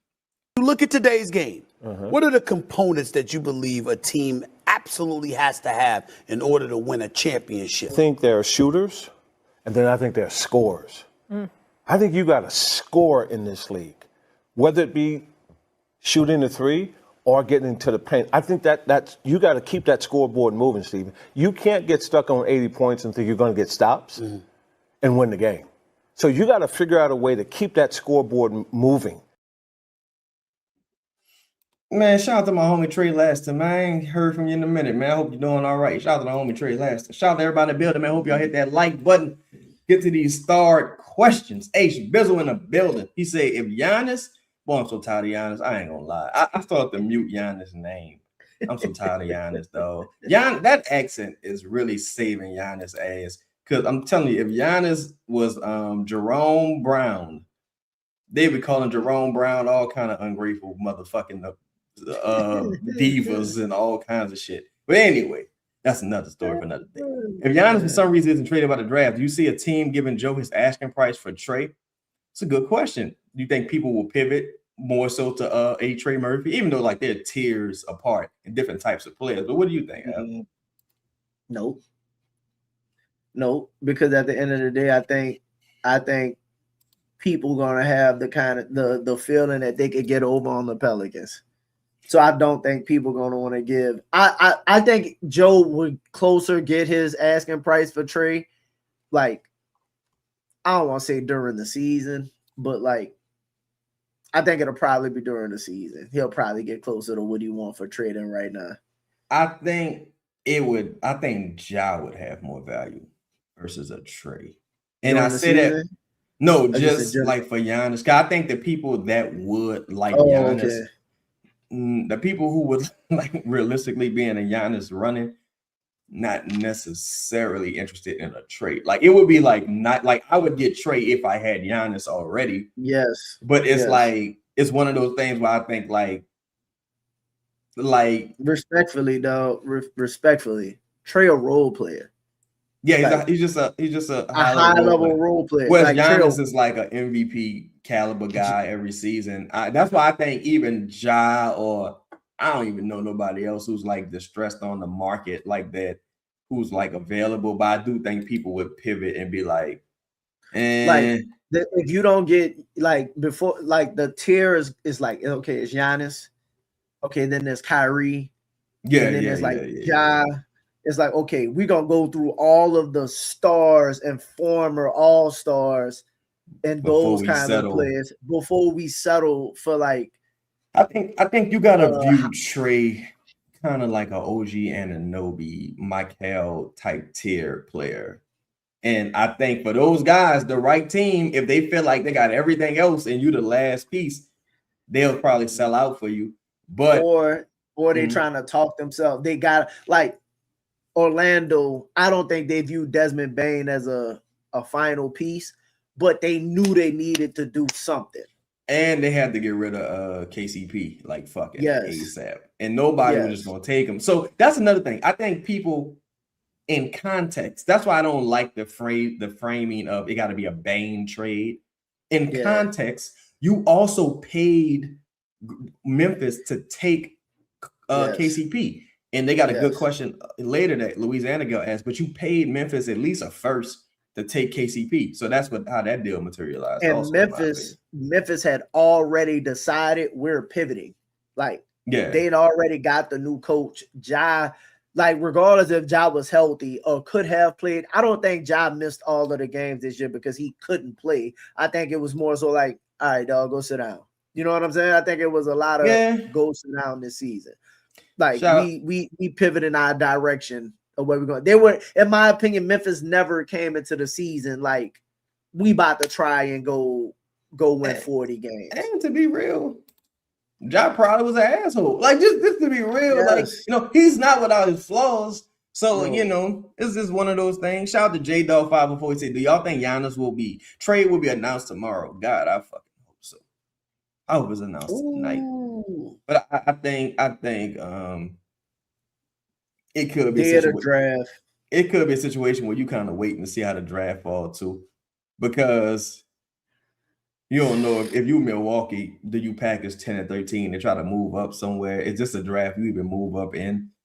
Like, you know what I'm saying? Can Milwaukee afford to go into the draft with that deal not done? Yeah. I think so, because the deal ain't gonna get no better for Giannis, bro. Well, no, I ain't even talking about the deal not getting no better. Mm-hmm. If you know the deal's not getting better, at least you could take whoever you want to take. You could just get your picks. Oh, you mean as far as that? It depends, because you've seen people get drafted and traded like after a while. Like even Nelson was drafted by the Nuggets, I believe, and then he was traded to Orlando. But that happened almost immediately. Yeah. This is or it could be like, look, we want this guy, take him, and we still gonna work out the rest of the details. Now, to me, that's total bad faith. I would never do something like that. Yeah, no. And honestly, I think the Bucks just doing too much, honestly, bro. Like, I understand it though. It's a bad market. You got the greatest player in your team history. You're not leaving nothing, no stone unturned. No, this man have brought a championship here. I really don't want to give him away. I just know I kind of have to. I kind of have to. And it's like, and the fucked up part with them is like, if he stays, so what? Yeah. You know what? That's the fucked up part. To Milwaukee's credit, though, they did everything they could before they got off. Like, so. They tried everything, bro. Yeah. So regardless of whatever happened to them in their future, like, I feel like Milwaukee did everything, bro. Max up, like, they tried everything they could they might never get another player at the level of Giannis, right? Like, that's a real possibility. Dog, fuck them picks. We going to get stars. We going to get role players. We firing coaches. You like that? Like, they did everything they could to maximize. They held. They fired coaches with winning records. Look, you signed. You traded for Dame, cut him, and brought him out. Like, to me, that's the greatest front office in history, bro. They did it all, man. Hold on, my bad. Shout out to the home and the wealthy few with the 5-piece, and then you coming back with another 5-piece. Appreciate you, bro. Say, would like you guys to guess starting 5 next year to see how close y'all get. Now, that's gonna be a good one. Shit. You want to end with that one? Give us some time to think about it. Ooh, yeah, we could do that. Yeah, I gotta think about that one. Now, because all I got is Zion.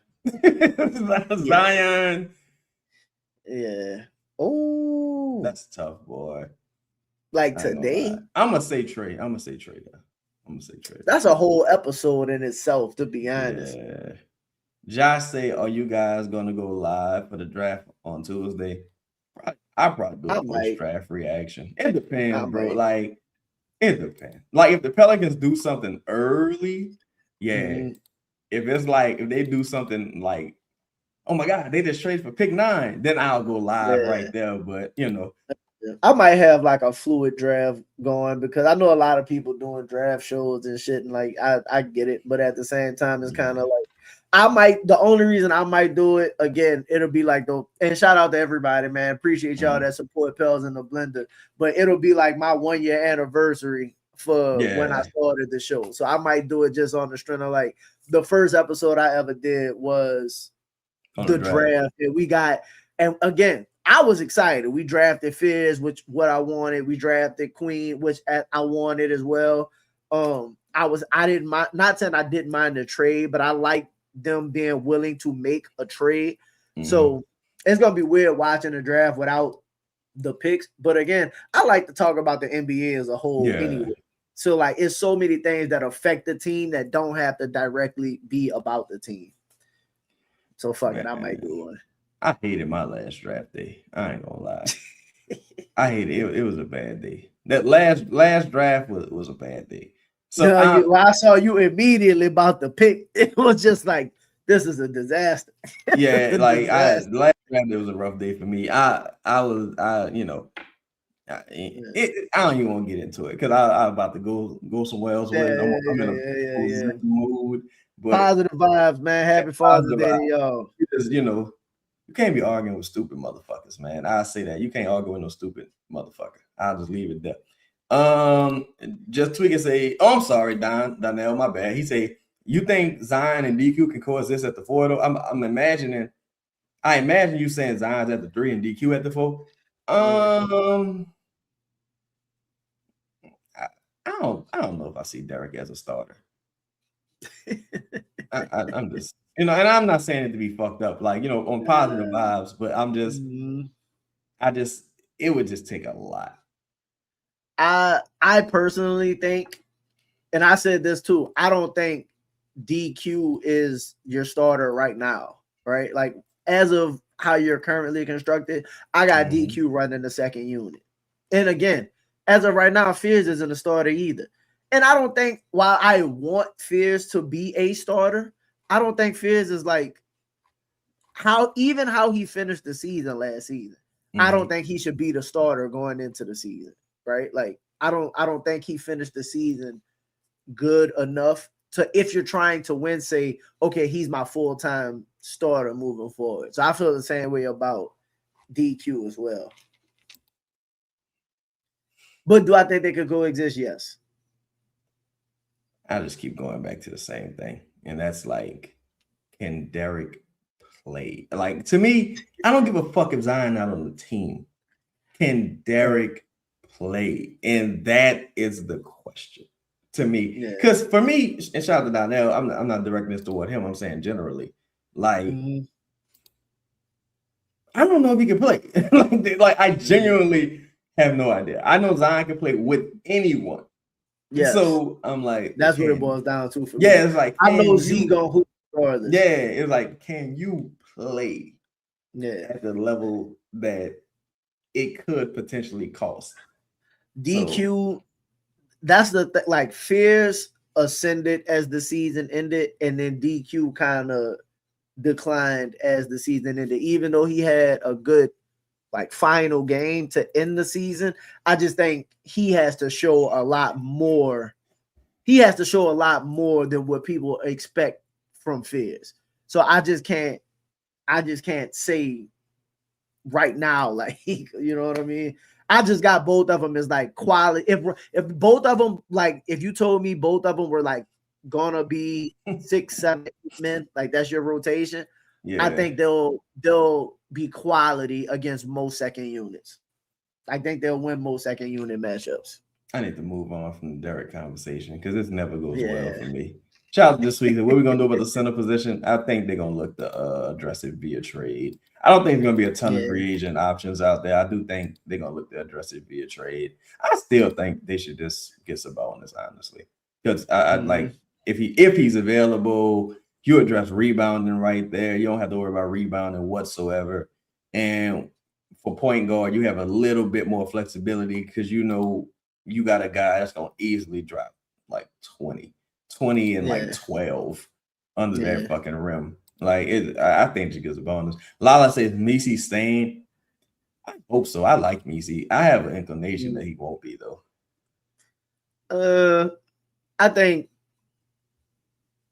I think Eves might be included in packages. That's what I think as well. Yeah, like and I like think Eves a lot.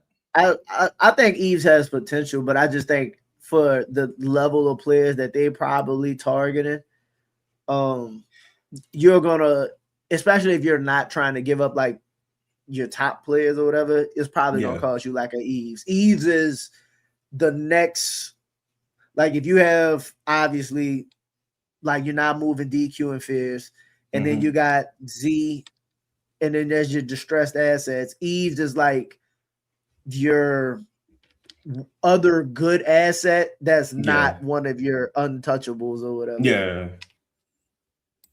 Nando say if Ja comes in, is he automatically the alpha? I would say yeah. I don't think that's Zion's personality. And I don't think I think I don't know if alpha's a real thing either, to be honest. I say that because I think you just got big personalities and you got smaller personalities. But I think your leader is always the best player. I think he's gonna be an asshole. I put it that way. Like, I don't mean in a bad way. I mean, like, I think he gonna come in and be himself. Yes, like the way, like he always played confidently. Like he always plays like, I know I'm good, though. Like I'm one of the better players on the court at all times. And I think he would carry himself like as such. Yeah, like I think he would carry him. Like, and I think he would have them. Like, I think he would bring that out of Z. Like, no, carry us. Like we together better than everybody. Like, I think that's the mentality he would have with a Zion. Like, no, me, I don't give a fuck about nobody else. But me and you, we know we better than all of them. Man. That would be the mentality. This gonna be an interesting offseason, boy. I'd tell you. This will be an interesting one.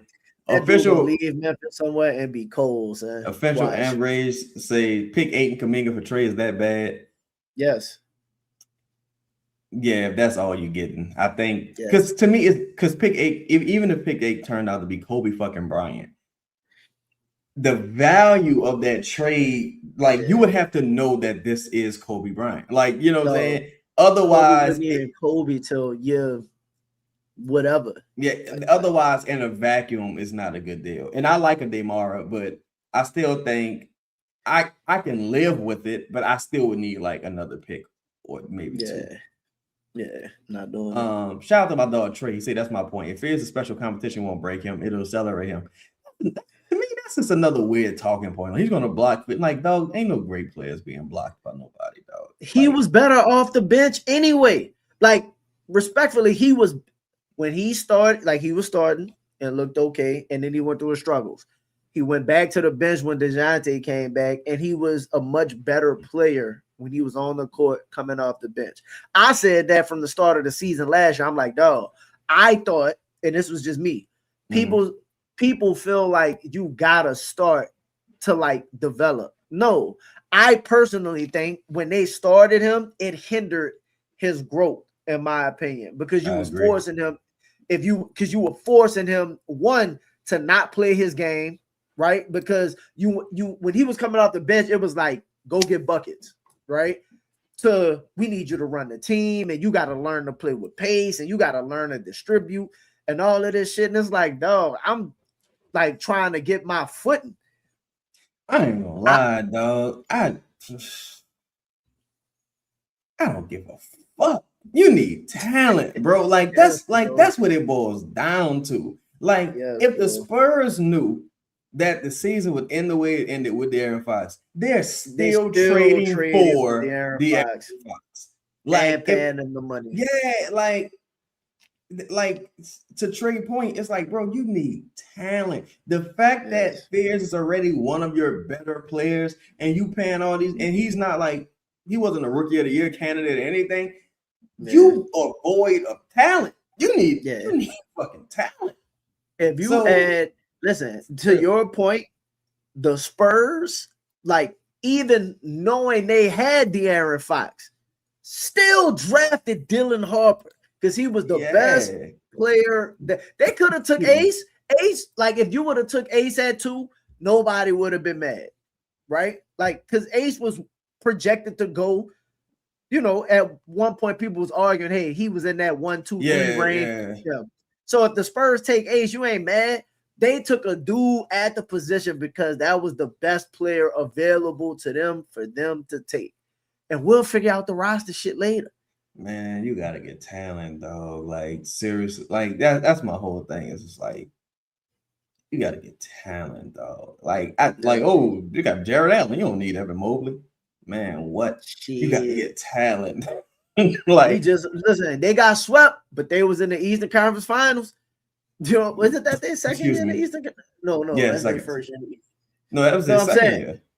In the Eastern did they make because Indiana beat the Knicks. Yeah, it's like you got Darren Fox. You don't need Therese Halliburton, bro. We got Darius Garland. Why would I need like Donovan Mitchell? To me, so many of them arguments are disingenuous, honestly, because we can point to 30 fucking examples of teams that have young players that got star caliber players playing in front of them. Like, to me, it's just a disingenuous argument. I think people, just being real, people just don't like Kyrie and Ja Morant. That's really what it boils down to. Like, people just don't like Kyrie and Ja Morant. Like, that's what it is. And that's like, for example, if you drafted a Demara, right, and Jokic wanted to come play, no one's going to say, well, he's gonna block Mara. Yeah. Like, man, shut your goofy ass up, though. If Tyrese Maxey today said, I won't be a Pelican, man, we can't trade for Tyrese Maxey. He's in the way of Jeremiah. You got a nigga that's not good blocking him now, starting taking his minutes. Like, come on, man. What are we talking about, man? You got a nigga that ain't on none of these dudes' level. Blocking them, taking his minutes. You got motherfucking, I'm trying to think of a weird starter. You got like a Dennis Schroeder type nigga right now, like on the team. And what are we talking about, man? Like, shit, bro. Cade said he wanted to come to the Pelicans. He asked out of Detroit, he want to come to the Pelicans. You heard me, but we can't make that move. Sorry, because I don't want nobody in the way of Fizz growth. Man, look. Okay. The fan base, and I don't know that it's just our fan base, but niggas gotta watch. I'm just saying, like, that shit got a hold true for everybody, because it can't be I don't want nobody to block Fizz, and then they say, okay, here's Cade Cunningham.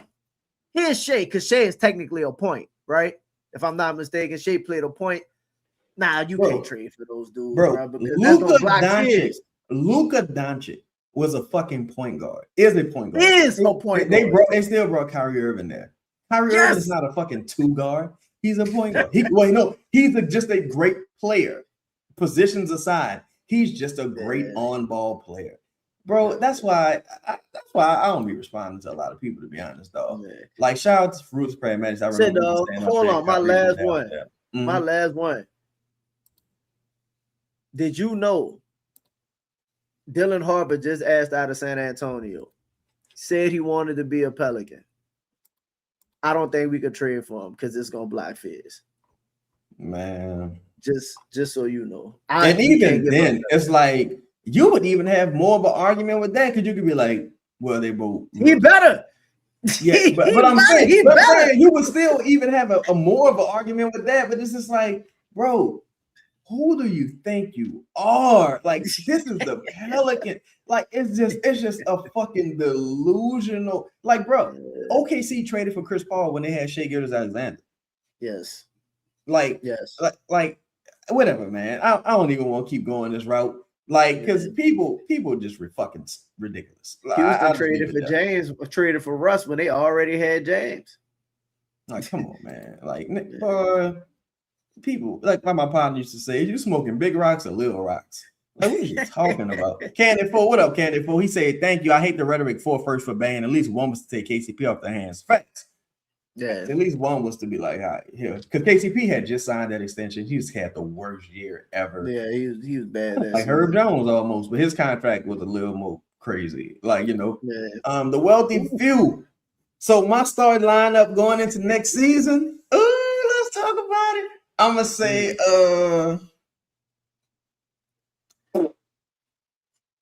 Ja Morant. Yeah. Zion Williamson. Yeah. Trey Murphy. Mm-hmm.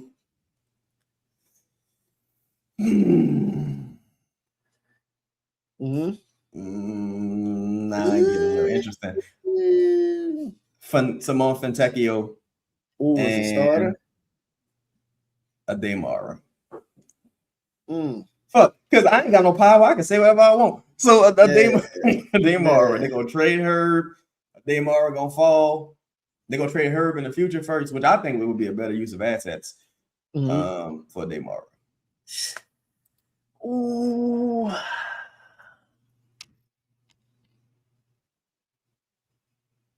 DeJounte. Oh no. make sure y'all hit that like button. Shout out the mud, man. Shout out the mud. We out there. I was thinking it. No, I was thinking it.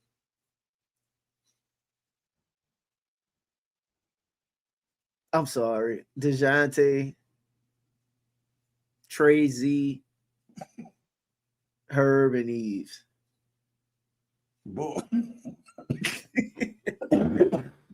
Oh my God. Herb and Eves. Opening day? Starting? Like you think opening? Opening day. Hold on, Hold on. Give me one more try. God damn. That's tough. It's a family show. Ooh. The best I can do. Mm-hmm. I got one that's fun. Okay. Fierce, Jalen Green. Ooh. Z. Right. Trey. Okay.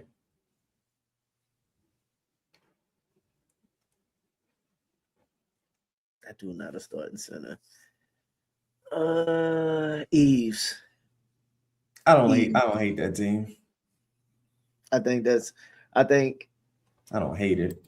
I think because if I just think about it logically, I think they get a center, but I don't know if the center they go get is just like a bona fide starter out the gate. Even though they feel like they might need to upgrade. I think the center upgrade could come again, like a Precious Achua Marvin Bagley. You get what I'm saying? I'm not mad at you running center by committee, honestly. Yeah. And each player has their own skill set because it's so hard to find like that home run 30. Like, I don't think a DeMar is a 30-minute center. No. But like centers that big usually don't start 30 minutes unless they just fucking awesome offensively. I don't know. Listen, can we do this post draft? We should have a lot more clarity. Mark Williams is another guy. Mark Williams got beat up by Jose though. That's the thing. I'm like, do they look at you like a buster? I'm not saying I could whoop your ass. I'm saying do people look at you like a buster because you let like a 5'6" Puerto Rican dude swing on you? Ooh. Like, I don't know. I ain't saying buster. I'm saying is that the case? Mark Williams is extremely talented though. I got one more for you. His ass last year. What you think it is? What you think it is? Fierce, Jalen Green, Z, Cam Johnson. Is Jalen Green Z? Cam Johnson. No, that can't be right. No, because that would mean Trey gone. Never mind. All right. Yeah. In fact, I say, would y'all trade Fierce in a Jaylen Brown package? I wouldn't. Wouldn't do it. If Jaylen Brown was like 25, I probably would. But I wouldn't do it. Not at the number. That's not to say, like, I would trade Fierce in a star package. Yeah. Like, let's end with that. What's the to me, Jalen just too old. Yeah. But like that's the only reason I wouldn't do it. Like, if Cade became available in 2 years, I'd trade Fierce for Cade. If Cade kept up on this trajectory or whatever. I'm trading for Maxey today. I just think, yeah, like to me, it just Jalen being 29 going on 30 right now. That's what just makes it like, fuck, I can't do it. But I would like if I could substitute him for another first or a queen or something like that, I would definitely do it. Yeah. But if they like, no, we want Fears. I like, well, fuck that. That take about 2 firsts off the table. I probably would walk away from the deal if that was like the hold up. Honestly, if Fears look like what I think he's going to look like next season, and I don't think he's starting to begin the season next season, right? Mm-hmm. But if he looks like what I think he's going to look like, then I think we're going to have, because I believe they're going to bring in another guard, because I think Joe like believes in the 2-guard system. Like, so I do believe at some point they bringing in another motherfucking guard that could get buckets, right? Or some version of a dynamic guard. If Fizz takes the step, I think by like mid-year 2, Fizz is gonna look like one of those rookies that's like he already kind of looked like that, but I think that's we being biased to him because that's, you know what I mean? That's like a homegrown player. That's your pick. But I think by year 2, it's going to be league-wide like, oh, yeah, y'all got one of the ones in New Orleans. Like, you know what I mean? Like the trajectory. Like, not how they talk about Dylan, but kind of how they talk about Dylan. It's like, all right, look, you got Fears. You for sure can build with next to, let's say, Ja or Jalen Green or something like that. I think Joe really wants that second, that two guard situation to run his team. I can see that as well. Ruthless Pragmatic say, how y'all feel about drafting Darius Acuff? Just spoke to that. Like, I know Fears on the team. To me, when you draft small guards, they got to be fucking snipers. At least I can't have 2 guards. One of them got to be like a sniper. Everybody say Darius Acuff the next Dame. They say he the next Dame. Is he? Something like it. I don't know. Dame athletic as hell. No, yeah, like when Dame came out of college, Dame was yamming on motherfuckers. Yeah, he just became so great shooting, he didn't have to do it no more. But people be thinking about Dame as the shooter, be forgetting rookie Dame, the whole young dunk Dame contest. Like, was dunking on motherfuckers. Yeah, I'm not a big Darius Acuff fan, honestly. First step was incredible. I can see him falling. Like, I can see him falling quite a bit in the draft, honestly. They say they're trying to. You see it now. They're trying to get to Sacramento. So makes sense. They need a point guard. Louisiana guy, we got the last start questions, man. Again, shout out to everybody in the building. Make sure y'all hit that like button. We appreciate y'all rocking with us on this Father's Day.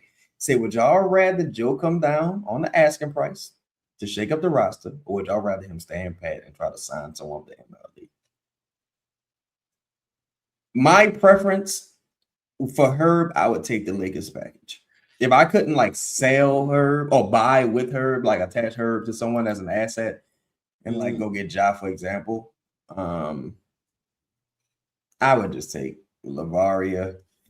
Yeah, I think right now Herb's not that much better than him. And see if I could get them 2 firsts out of them.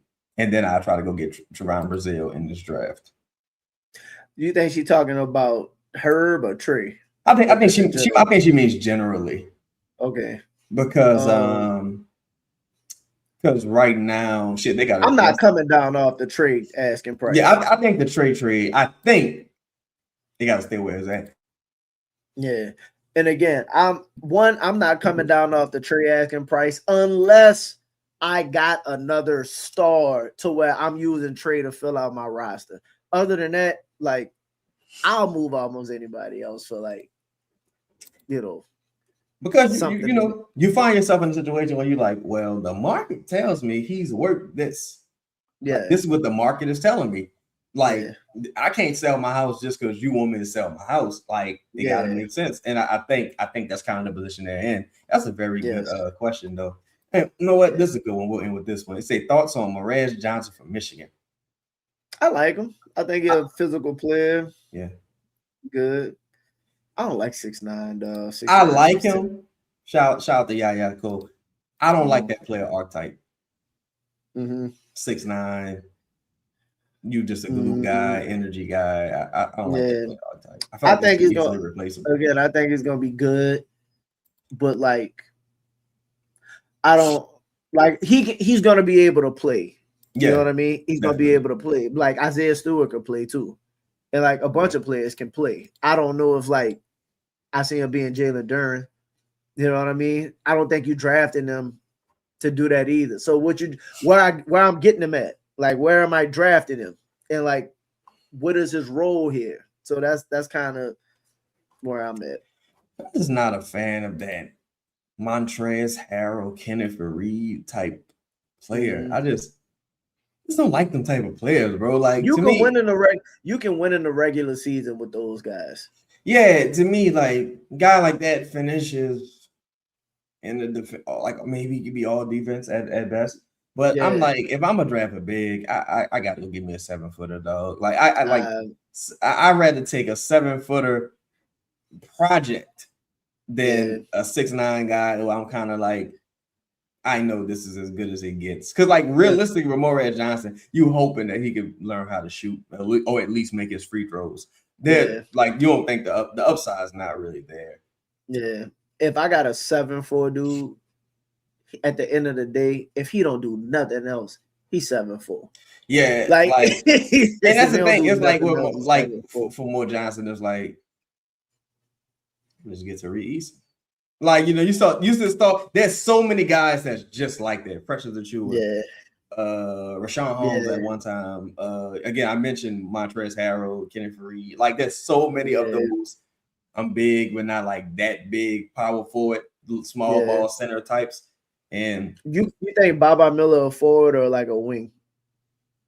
I think he a forward that plays like a wing. I don't think he got no type of physicality or toughness about him. Oh, okay. He just be flushing. But here's the thing: is like you get to the right team and you ain't gonna need nothing. And that's another thing too. You get to the right team, you're like that soft ass motherfucker. Like, but I'm giving you 50. But I think today Brazil's better because he got the toughness. He got that athleticism. He got the shot. Yeah. That's why, to me, I don't even think you got to be in the top 10 to get a very good player in this draft. That's why I'm like, I'm not. That's another reason. That's another reason, and I hate to say, I know they want to get into the top 10. Again, they would like to. Ain't nobody say that. Like, ain't nobody come out and say that they absolutely have to, have to make that move. I think the only thing is that if you believe that's what Mara is, then it makes sense. Because if Mara's dropped to 12 and you like, get him to 12? Like, then that changes a lot. But man, we gonna it's another it's midnight by me, so hopefully Giannis get his old theatric ass trade. I want to be competitive. I want to work hard. Man, get the fuck out of here. Go your ass to Miami.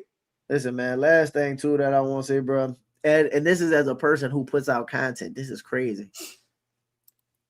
Don't listen to everything. Everything don't mean that it's like it's happening or like it's factual. Like form your own opinion based off what it is that you know what I mean? That what the evidence is shown. That's all I see.